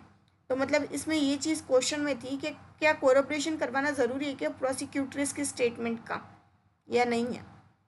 रेशियो डेसिडेंसी ये थी कि कॉरपोरेशन कोई रूल ऑफ लॉ नहीं है रेप केसेस के अंदर। मतलब ज़रूरी नहीं है कि अब रेप किसी का हो गया तो वो लेके आए। अब एक बात बताओ, किसी का रेप हो रहा है तो कोई पब्लिक में तो हो नहीं रहा ना, वो कहीं ना कहीं ऐसी जगह पे हो रहा है। मतलब कुछ लोगों के होते हैं, पब्लिक में भी होते हैं, बट मोस्टली रेप्स कहाँ हो रहे हैं, ऐसी जगह पे हो रहे हैं जहाँ पे विक्टिम के अलावा और कोई मौजूद ही नहीं है। और जो को अक्यूज होंगे वो क्यों ही मतलब उस विक्टिम के फेवर में गवाही देंगे। तो इसमें ये चीज़ आई थी कि कॉरपोरेट करवाना वो ज़रूरी नहीं है उसकी टेस्टिमनी को, उसकी टेस्टिमनी ही सोल बेसिस है कन्विक्शन का, अगर वो रिलायबल है। मतलब अगर कोर्ट को लगता है कि विक्टिम सही बोल रही है, उनको कहीं से भी ऐसा लगता है कि विक्टिम की टेस्टिमनी में कोई भी ऐसी किंतु परंतु वाली चीज़ें नहीं है, तो जो कोर्ट है वो उसके सोल सिर्फ उसके स्टेटमेंट पर कन्विक्शन कर सकता है। Court should not approach rape testimony with suspicion. मतलब अगर किसी व्यक्ति ने खुद से जाके बोला है भाई मेरा रेप हुआ है, ठीक है, किसी महिला ने ये बात बोली कि मेरा रेप हुआ है, तो कोर्ट को उसकी टेस्टिमनी को है ना शक की निगाहों से नहीं देखना है, आपको मान के चलना है कि वो चीज़ हुई है। अनटिल और अनलेस डिस्प्रूव्ड, ये वाली चीज़ डिस्प्रूव करने का किसके हक में होता है, ये चीज़ करनी होती है डिफेंस को। बट जनरली इन केसेस के अंदर जो रेप का विक्टिम होता है उसका जो टेस्टिमनी होता है वो मान लिया जाता है। फिर आप क्या आते हैं state of Punjab versus Gurmeet Singh. इसमें क्या था कि एक माइनर गर्ल का रेप हुआ था अक्यूज के द्वारा और डिफेंस ने चैलेंज किया था क्रेडिबिलिटी ऑफ विक्टिम। उन्होंने बोला था कि विक्टिम की जो टेस्टिमनी है वो क्रेडिबल नहीं है। रेशियो डिसिडेंसी ये आई थी कि टेस्टिमनी जो भी होगी विक्टिम ऑफ सेक्सुअल असॉल्ट उसको ज़्यादा वेट दिया जाएगा।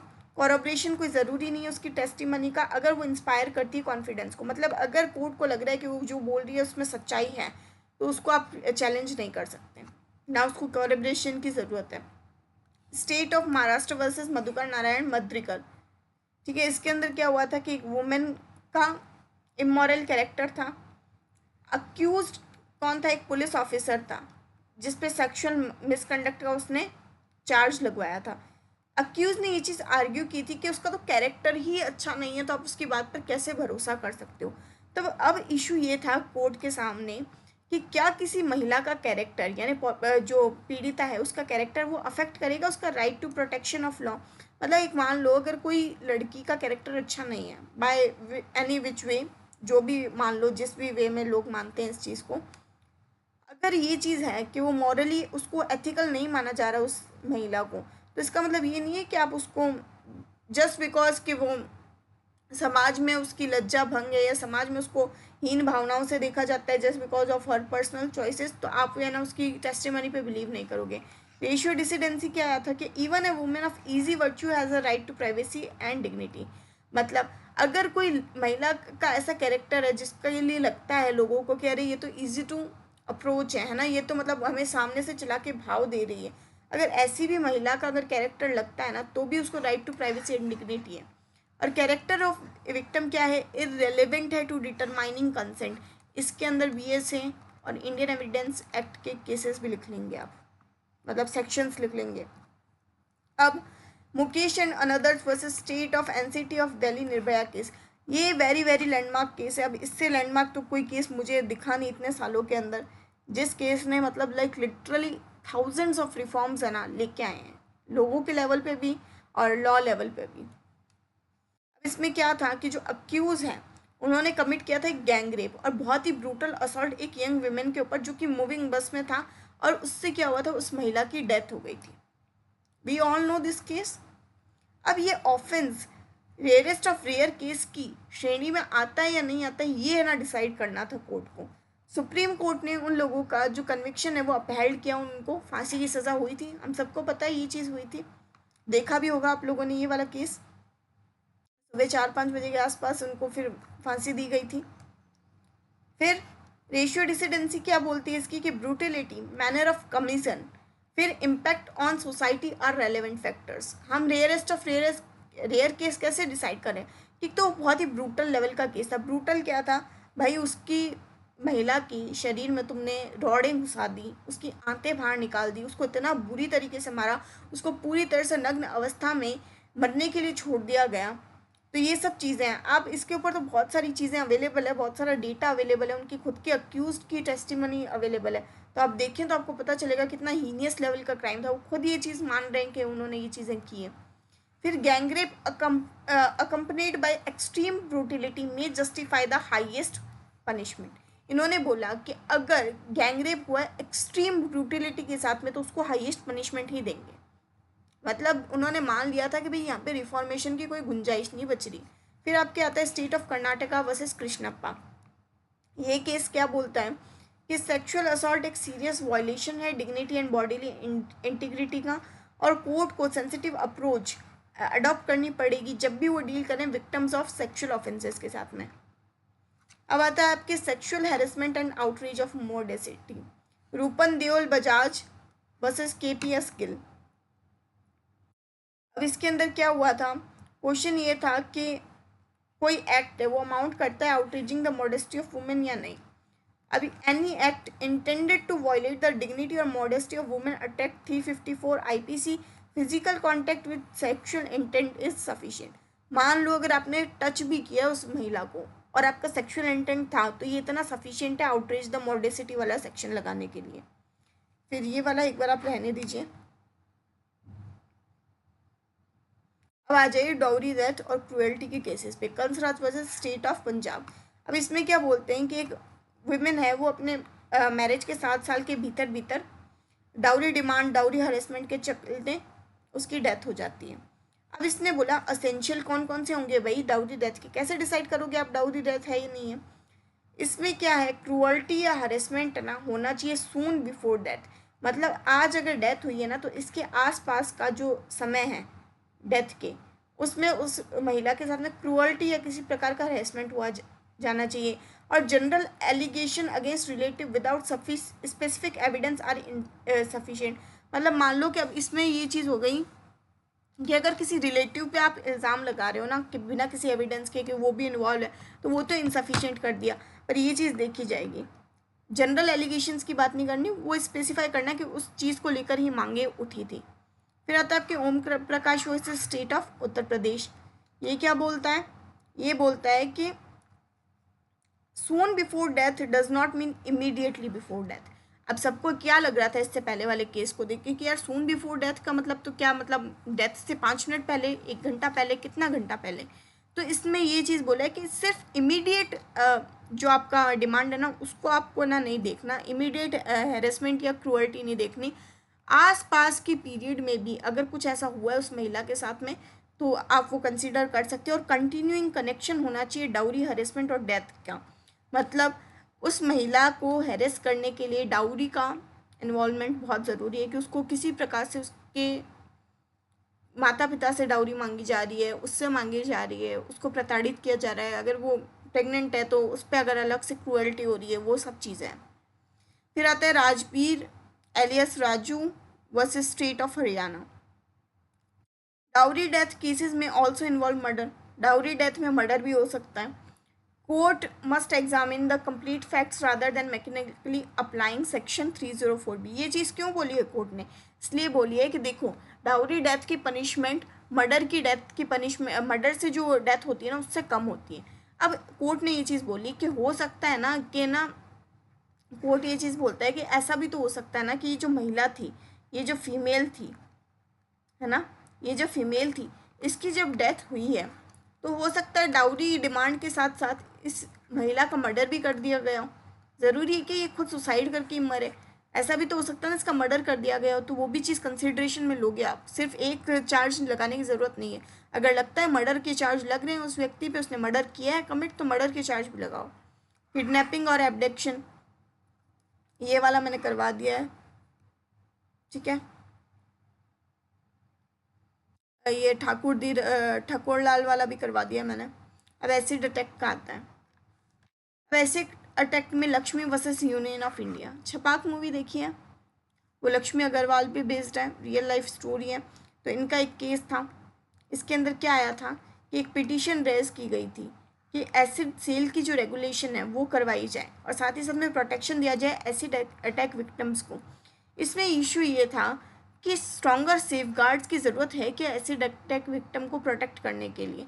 तो सुप्रीम कोर्ट ने कुछ डायरेक्शंस इशू की थी कि भाई एसिड सेल के ऊपर, उसके कॉम्पनसेशन के ऊपर, तो वो चीज़ें की गई थी इसमें। अब इसमें हुआ क्या था कि जो एसिड अटैक है उसको ग्रेव ऑफेंस जिसमें बॉडीली इंटीग्रिटी और डिग्निटी को हार्म किया जा रहा है उसकी श्रेणी में लिया गया था। साथ ही साथ में state must ensure prevention, regulation and victim rehabilitation, और स्टेट को ये ड्यूटी दी गई कि आप एक तो पहली बात तो ऐसे ऑफेंस होने ही नहीं चाहिए, प्रिवेंट करो, रेगुलेट करो कैसे क्या सेल हो रहा है, कितनी मात्रा में हो रहा है, किसको देना है किसको नहीं देना है, और विक्टिम अगर हो गया है वो फिर भी ऐसा क्राइम किसी के साथ कमिट हो गया है तो उस विक्टिम का रिहेबिलिटेशन करवाओ आप।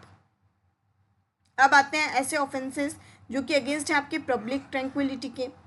ठीक है, इसके कुछ ये केसेस हैं। देखो कुछ कुछ केसेस मैंने 2-3 जगह रिपीट भी किए हैं, रीज़न बिंग कि वो एक केस 2-3 तरह के चीज़ें कवर कर रहा है ना, तो वो उस तरह से तो आप चाहो तो इनको कहीं पर भी यूज़ कर सकते हो जब आप आंसर फ्रेम करो अपने। फिर मिजाजी वर्सेस स्टेट ऑफ उत्तर प्रदेश, ये अनलॉफुल असेंबली कॉमन ऑब्जेक्ट उसका है। फिर ये आपका मसलती वर्सेस स्टेट ऑफ उत्तर प्रदेश, ये बता दिया मैंने आपको। ठीक है, फिर Lalji versus state of Uttar प्रदेश, ये भी बता चुकी हूँ मैं। फिर आपके आता है Kotta Ramaswamy versus state of Andhra Pradesh. ये क्या बोलता है कि accused person formed an unlawful assembly and committed violence. Accused ने क्या किया, एक अनलॉफुल असेंबली बनाई और कमिट कर दिया वायलेंस। इशू ये था कोर्ट के समक्ष कि डिटरमाइन करना है उनको कॉमन ऑब्जेक्ट। अब इशू ये कि how should the common object of an unlawful assembly be determine, कैसे पता करें भाई हम कि ये अनलॉफुल असेंबली है कि नहीं है। सुप्रीम कोर्ट ने क्या किया कि आप सर्कमस्टांसेस जो हैं सराउंडिंग असेंबली के वो एग्जामिन करो, जैसे कि common object must be gathered from the conduct of member. उन मेंबर्स का कंडक्ट क्या है, किस कंडक्ट में वो चल रहे हैं, वो चीज़ बहुत इंपॉर्टेंट है आपको अगर कॉमन ऑब्जेक्ट उसका डिसाइड करना है तो। Prior concert is not necessary in section for section 149 IPC, मतलब ज़रूरी नहीं है कि पहले से कोई मीटिंग हुई हो फिर वो चीज़ हुई हो, पर कंडक्ट पे आपको ध्यान देना है कि कंडक्ट क्या है, वो किस मतलब भीड़ का उद्देश्य क्या है, वो भीड़ का उद्देश्य पता करना है आपको। Intention of the assembly as a whole is relevant, एक एक जने का इंटेंशन नहीं चेक करेगी वहाँ पर सरकार, सरकार देखेगी एज ए होल उन सबका इंटेंशन क्या है। रिसेंट में आपको पता है अभी जंतर मंतर पे धरने हुए हैं, अनलॉफुल असेंबली वगैरह ये सब चीज़ें देखी जा रही है कि क्या उद्देश्य था, किस उद्देश्य से वो भीड़ वहाँ पर उपस्थित थी। तो इस तरह से ही आप देखते हैं कि क्या सेक्शन, क्या लाइबिलिटी अट्रैक्ट होगी क्या नहीं होगी। आई बात समझ में। फिर आपके आता है Dulichand versus state of Haryana, क्या बोलता है ये बोलता है कि कॉमन ऑब्जेक्ट में बी इन्फरेड फ्रॉम, मतलब उसके इन्फ्रेंस कहाँ से ड्रॉ कर सकते हो, पहली बात तो नंबर ऑफ पर्सन्स कितने इन्वॉल्व है, क्या तरह के वीपन उन्होंने कैरी कर रखे हैं, नेचर ऑफ अटैक किस तरह से उन्होंने अटैक किया है, कंडक्ट क्या है उनका बिफोर एंड आफ्टर इंसिडेंट्स।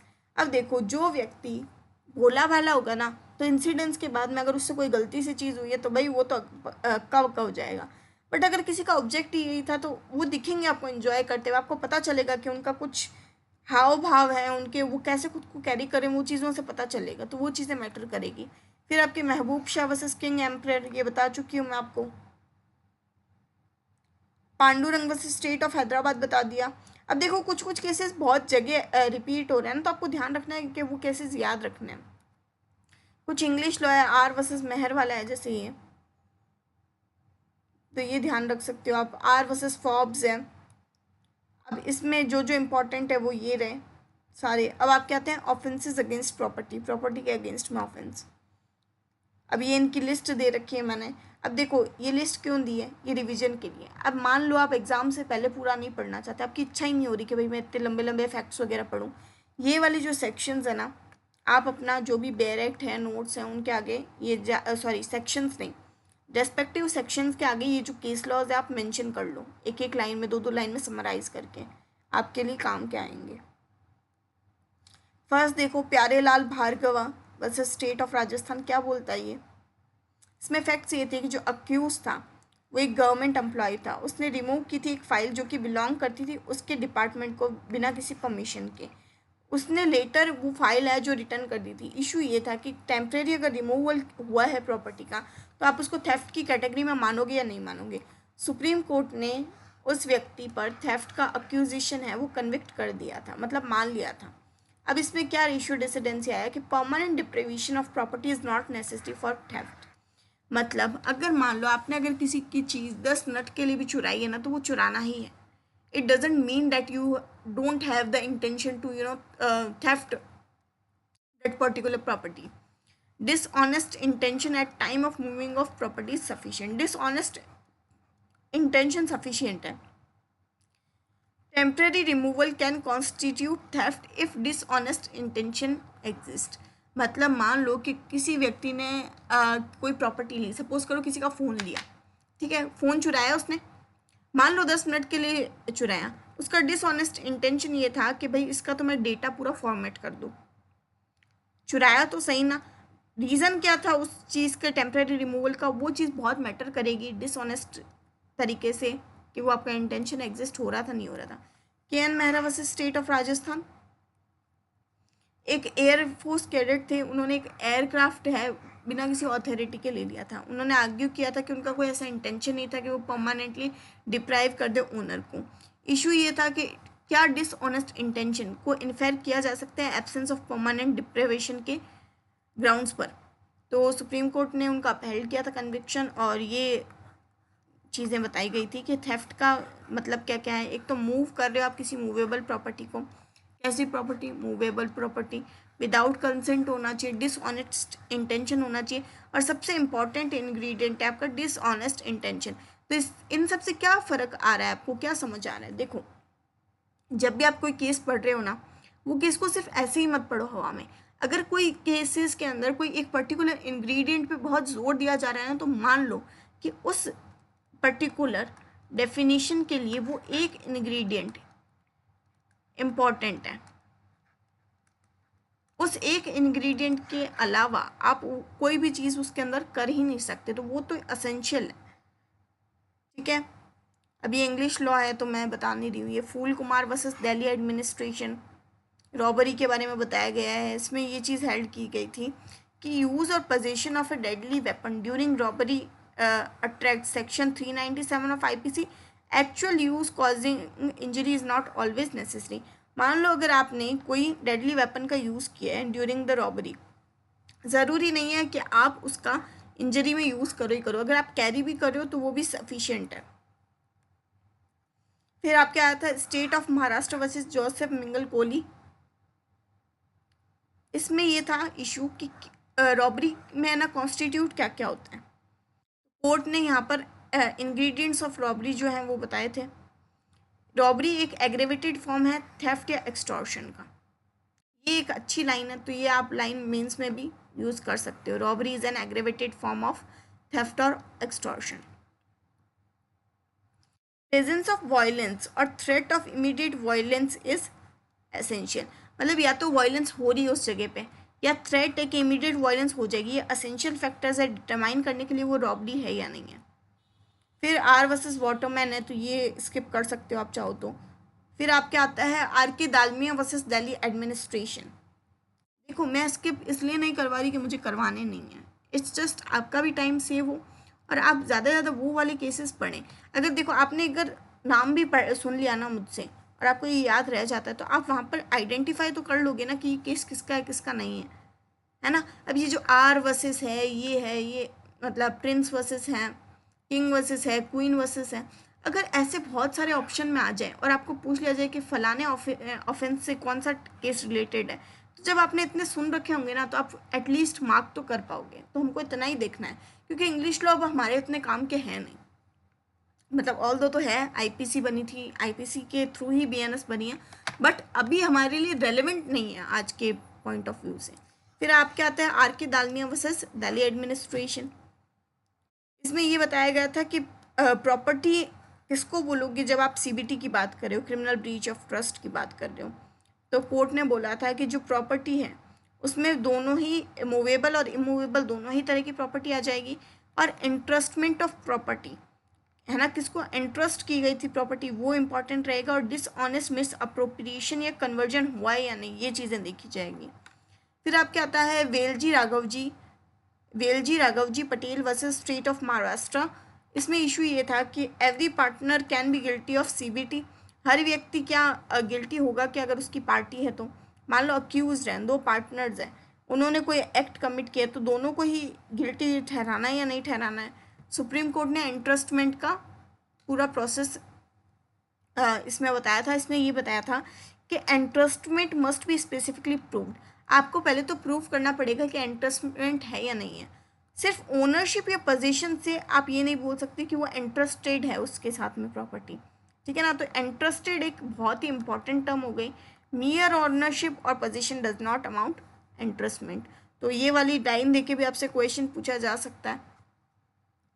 फिर आता है आपके, एक second, state of Gujarat versus Jaswant Lal नथालाल।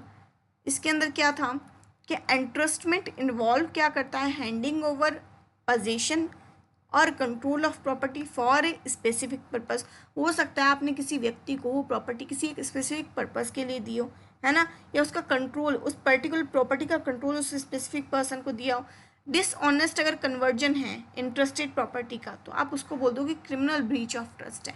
मतलब देखो, क्रिमिनल ब्रीच ऑफ ट्रस्ट को ऐसे समझो, अगर मैं लेमन लैंग्वेज में बात करूँ तो, कि आपने भरोसे के साथ अपनी चीज़ किसी व्यक्ति को दी, किसी एक काम के लिए दी, बाद में वो व्यक्ति उस चीज़ को इस तरह से मैनिपुलेट कर रहा है, इस तरह से उसको दिखा रहा है कि आपको ये चीज़ फील करवाई जाती है कि ये जो चीज़ आपकी थी ना, ये आपकी है ही नहीं, ये तो उसकी है। तो ब्रीच ऑफ ट्रस्ट तो हुआ ना, आपने उस व्यक्ति में अपना ट्रस्ट डाल के वो चीज़ उसको दी, उसने क्या किया, आपका ट्रस्ट ब्रीच किया, और नेचर कैसा हो गया उसका, क्रिमिनल हो गया, ठीक है ना। ये एकदम सिंपल तरीका है अगर किसी चीज़ को समझना हो तो, कि आप उसको अपने नॉर्मल जो एग्जांपल है डेली लाइफ के, उससे आप कनेक्ट करके देखो तो आपको समझ में आएगा थोड़ी थोड़ी चीज़ें। फिर आप कहते हैं Hridaya Ranjan Prasad Verma versus state of Bihar. ये काफ़ी यूज्ड केस है, चीटिंग का केस है ये। इसमें क्या था, देखो, जो अक्यूज था उसने एक फॉल प्रॉमिस किया था और ऑब्टेन कर ली थी प्रॉपर्टी। अब इसमें डिफरेंस बताना था, चीटिंग और ब्रीच ऑफ कॉन्ट्रैक्ट क्या होता है। देखो, चीटिंग अलग चीज़ है, ब्रीच ऑफ कॉन्ट्रैक्ट अलग चीज़ है। ब्रीच ऑफ कॉन्ट्रैक्ट तो क्या है कि आपको कुछ चीज़ें, अगर आपने कुछ चीज़ें प्रॉमिस की हैं, है ना, प्रॉमिसर को अपनी चीज़ प्रॉमिस की हुई, उस प्रॉमिस के अगेंस्ट में पूरी कंप्लीट करनी पड़ेगी। तो वो ट्रांजेक्शन्स जब दोनों होते हैं ना, तब तो वो सही है, वो कॉन्ट्रैक्ट कंप्लीट हो जाता है। अगर एक भी ट्रांजेक्शन एक भी साइड से नहीं होता है तो फिर क्या होता है, वो ब्रीच हो जाता है कॉन्ट्रैक्ट। अब इसमें चीटिंग था या फिर ब्रीच ऑफ कॉन्ट्रैक्ट था, दोनों में से क्या चीज़ होगी। कोर्ट ने एक्सप्लेन की इंग्रेडिएंट्स चीटिंग की, मतलब डिसऑनेस्ट इंटेंशन होना चाहिए किस समय पे, वो रिप्रेजेंटेशन बनाते समय। साथ ही साथ में mere failure to fulfil a promise does not constitute cheating. मान लो वो व्यक्ति किसी भी प्रकार से वो कॉन्ट्रैक्ट पूरा नहीं कर पाया किसी भी रीज़न से, ये चीज़ें दी है ना, देखी है ना आपने इंडियन कॉन्ट्रैक्ट लॉ में। अब उसको आप डायरेक्ट नहीं बोल सकते कि भाई ये तो व्यक्ति चीटर है, हमें नहीं पता वो किस परिस्थिति में वो कॉन्ट्रैक्ट हुआ है नहीं हुआ है। तो पहले तो देखेंगे उस व्यक्ति का डिसऑनेस्ट इंटेंशन था क्या।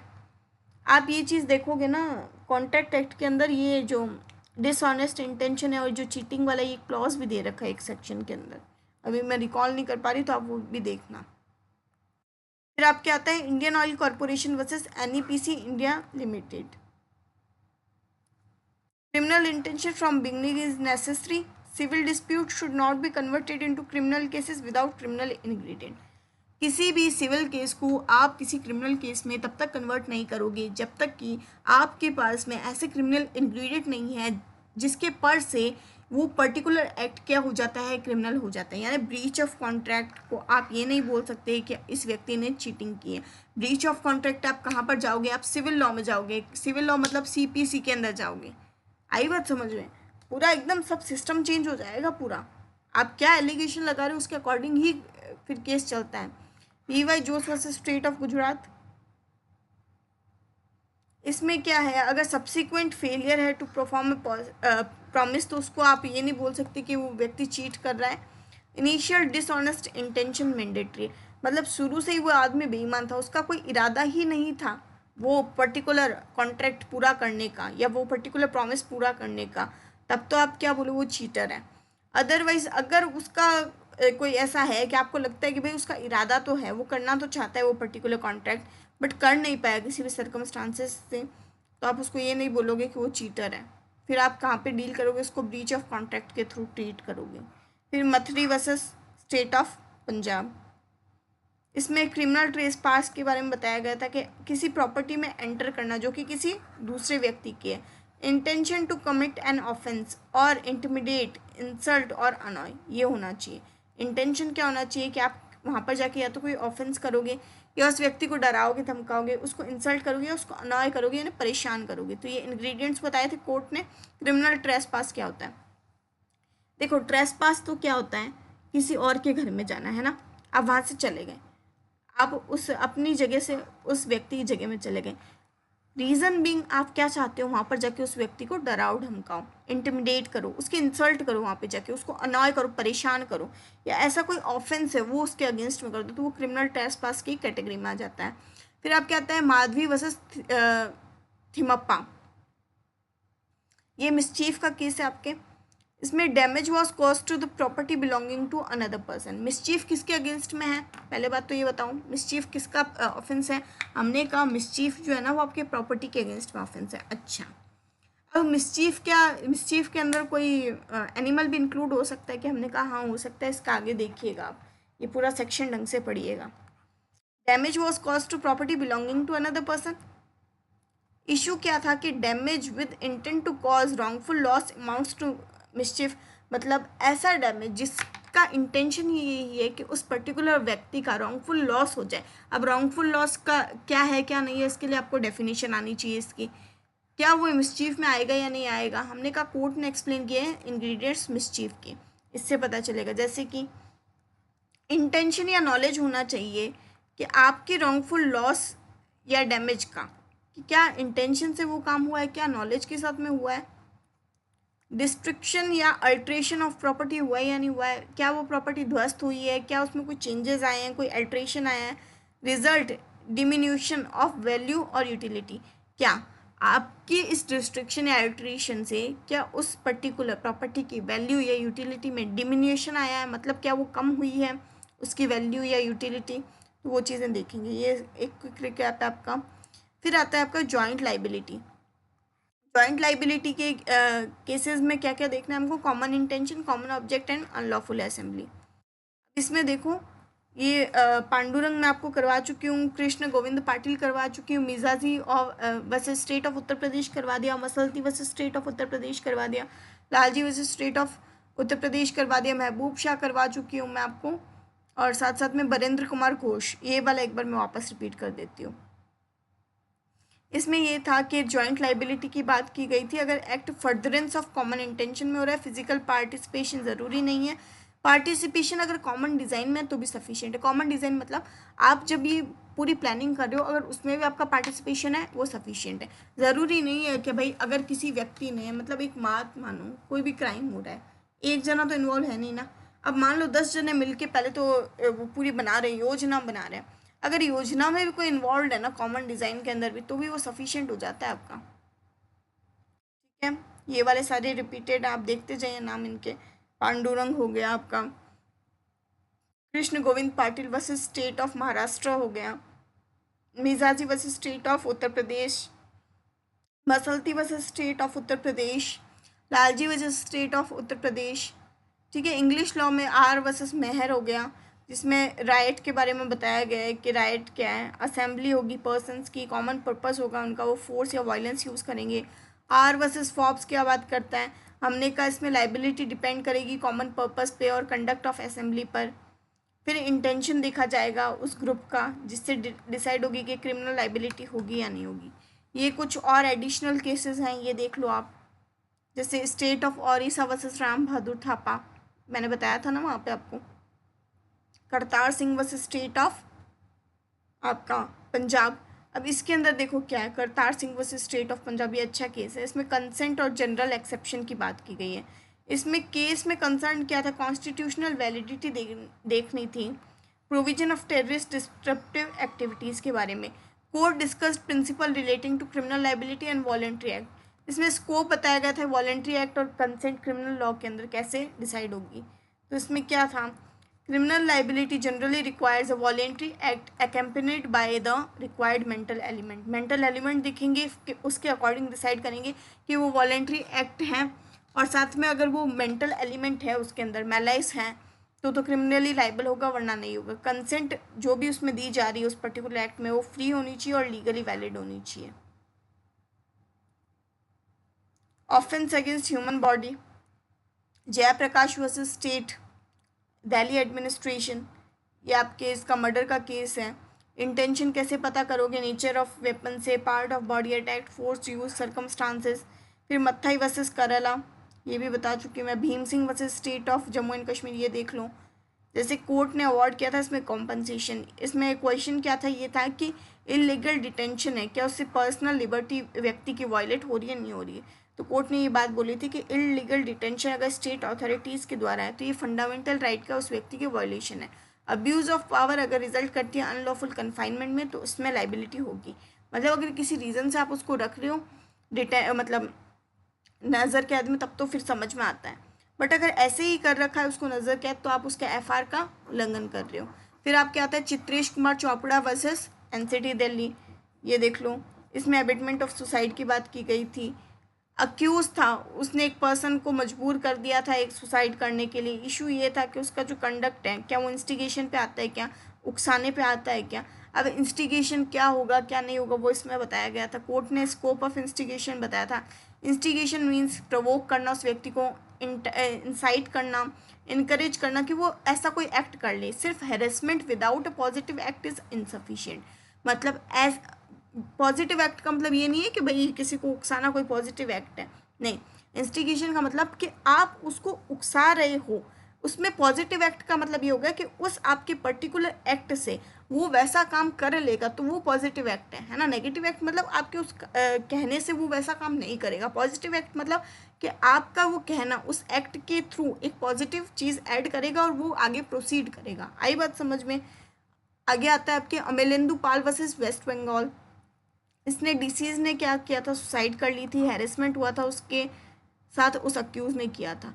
अब क्वेश्चन ये था कि सिर्फ हैरेसमेंट को आप अबिटमेंट ऑफ सुसाइड मानोगे नहीं मानोगे। अब रेशियो डिसिडेंसी ये बोलता है कि डायरेक्ट या इनडायरेक्ट इंसाइटमेंट होना चाहिए, प्रॉक्सिमेट लिंक होना चाहिए अक्यूज के कंडक्ट का और सुसाइड का। मतलब ऐसे ही नहीं बोलना है कि भाई अब देखो ऐसे तो बहुत लोग हैरेस करते हैं, ठीक है, इमोशनली मॉरली वो रॉन्ग है, बट क्या लॉ की नज़रों में उसको आप कितना सही मानोगे कितना गलत मानोगे, है ना। कुछ लोग होते हैं कि मतलब दिल के कमज़ोर होते हैं, उनको हर छोटी बात बुरी लग जाती है, फिर वो सुसाइड कर ले। और एक होता है कि एक्चुअल में उस व्यक्ति ने ऐसा एक्ट किया कि जिससे वो व्यक्ति सुसाइड कर ले, तो वो चीज़ें बहुत डिपेंड करती है, सब्जेक्टिव केस है ये पूरा। फिर आता है आपका state of Maharashtra versus Balram बामा पाटिल। इसमें फैक्ट ये थी कि अक्यूज ने अटैक किया था विक्टिम को वेपन्स के साथ में और विक्टिम सर्वाइव कर गया था। अब क्वेश्चन ये था कि क्या absence of fatal injury exclude कर देगा क्या 307 आईपीसी। तो कन्विक्शन तो अपहेल्ड हुआ था और इसमें ये चीज़ बोली गई थी इंटेंशन और knowledge to cause death essential requirement है। सीरियस इंजरी ज़रूरी नहीं है कन्विक्शन की 307 में, मतलब अटेम्प्ट तो मान लेंगे हम, ज़रूरी नहीं। अब एक बात बताओ, तुमने किसी को गोली मारी, तुमने नहीं मतलब किसी एक व्यक्ति ने किसी को गोली मारी, मान लो उस गोली से उसका इंटेंशन ये था कि इस व्यक्ति का मर्डर होना चाहिए, बट फॉर रीज़न मान लो कोई इस व्यक्ति का कोई भाग्य बहुत अच्छा था, कोई किस्मत बहुत अच्छी थी उस दिन, उस व्यक्ति के मतलब गोली पास से निकल गई, उसको सीरियस इंजरी तो नहीं हुई बट एक इंजरी हो गई और वो सर्वाइव कर गया कैसे भी करके, तो क्या हम अटेम्प्ट टू मर्डर नहीं लगाएंगे उसमें? लगाएंगे भाई, क्यों नहीं लगाएंगे। जस्ट बिकॉज वो बच गया तो वो तुमको तुम्हारी लाइबिलिटी से मुक्त थोड़ी ना कर देगा। फिर आता है आपके सरजू प्रसाद वर्सेस स्टेट ऑफ बिहार। ये क्या बोलता है, ये चीज़ बोलता है कि जो नेचर ऑफ वेपन है और मैनर ऑफ अटैक है उससे पता चलेगा कि उस व्यक्ति का इंटेंशन क्या था। Offence depends mainly on mains Riya rather than actual result. Mains रिया देखा जाएगा, वेरी वेरी क्रूशियल। मेंस रिया है नहीं है, गिल्टी इंटेंशन है नहीं है उस व्यक्ति का, एक्चुअल रिजल्ट कोई भी आया हो, मेंस रिया एस्टेब्लिश हो रहा है क्या वहाँ पर, अगर हो रहा है तो फिर आपको लाइबल ठहरा देंगे। फिर एक आपके Lillu alias Rajesh versus state of Haryana, ये वाला केस है। इसमें क्या है, विक्टिम को सब्जेक्ट किया गया था 2 फिंगर टेस्ट से जो कि मेडिकल एग्जामिनेशन के दौरान होता है।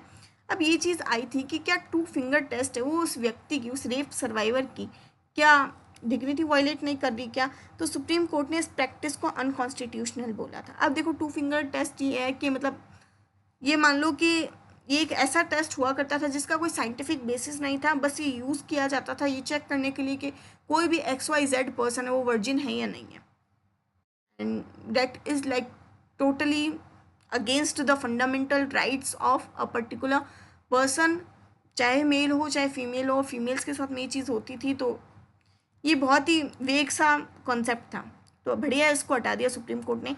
2 finger test has no scientific basis, violate करता है प्रीवियसली डिग्निटी और बॉडीली इंटीग्रिटी किसकी, सर्वाइवर की। भाई एक बार बताओ, उसके साथ में हो गया ना rape, how could you even think कि आप उस व्यक्ति के साथ में इस तरह के भद्दे टेस्ट करो, है ना, इस तरह की चीज़ों से उसको सब्जेक्ट करो। ऑलरेडी वो इंसान इतने ट्रॉमा में और फिर आप इस तरह की हरकतें कर रहे हो उस व्यक्ति के साथ में, तो ये चीज़ें हटा दी गई तो बढ़िया है। फिर आता है आपके Satbir Singh versus state of Haryana. क्या बोलता है ये? डाउरी डेथ का केस था। इसमें ये चीज़ थी कि जो वुमेन है उसकी अननेचुरल डेथ हो गई थी 7 साल के भीतर भीतर मैरिज में।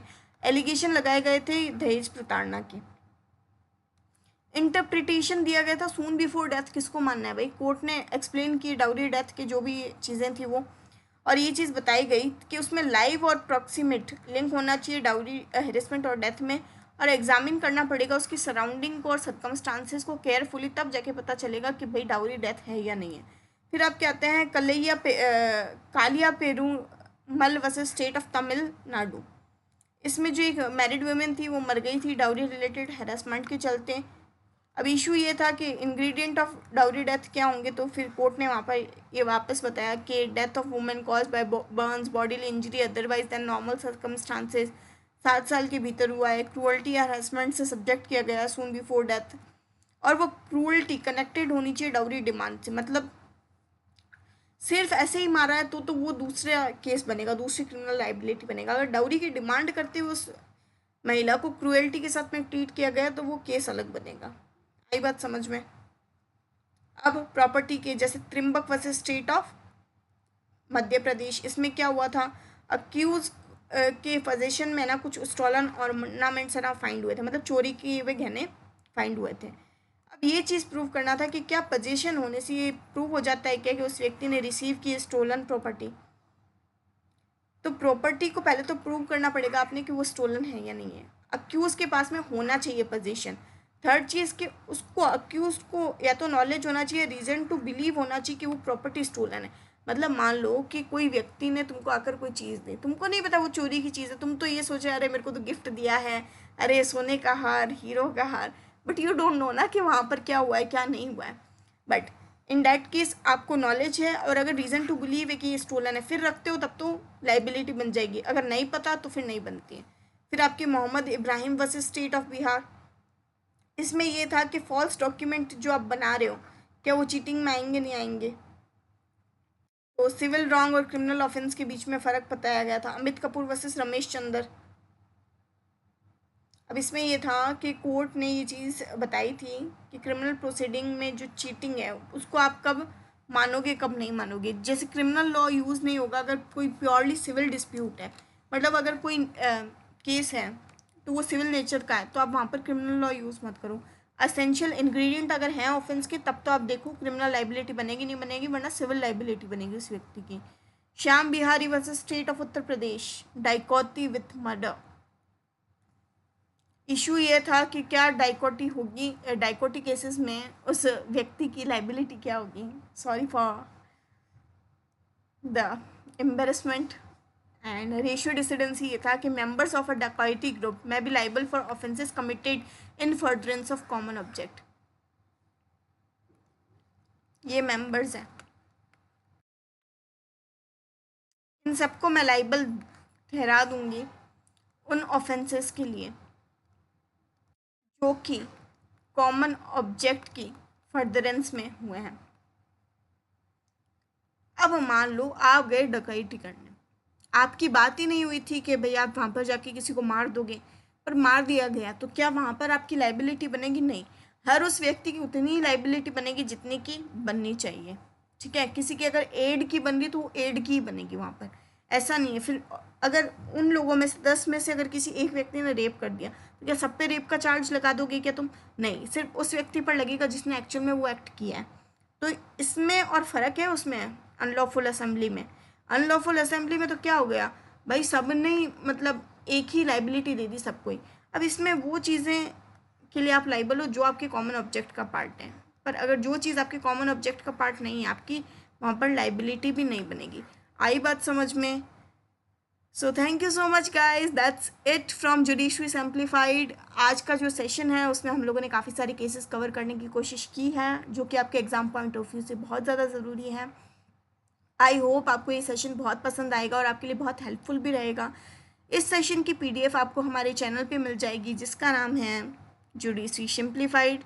तो आप टेलीग्राम पे सर्च कर सकते हो जुडिशरी सिंप्लीफाइड को, सेम लोगो है हमारा जो यहाँ पर है, वही लोगो वहीं पर है, तो आपको मिल जाएगा। So that's all from my side and keep studying, keep revising. I hope this session was like really helpful for you and will help you in your studies as well. तो ये सेशन सभी के लिए useful रहेगा। अगर आप ये sections पढ़ रहे हो किसी भी एग्ज़ाम के लिए तो आपके लिए हेल्पफुल है।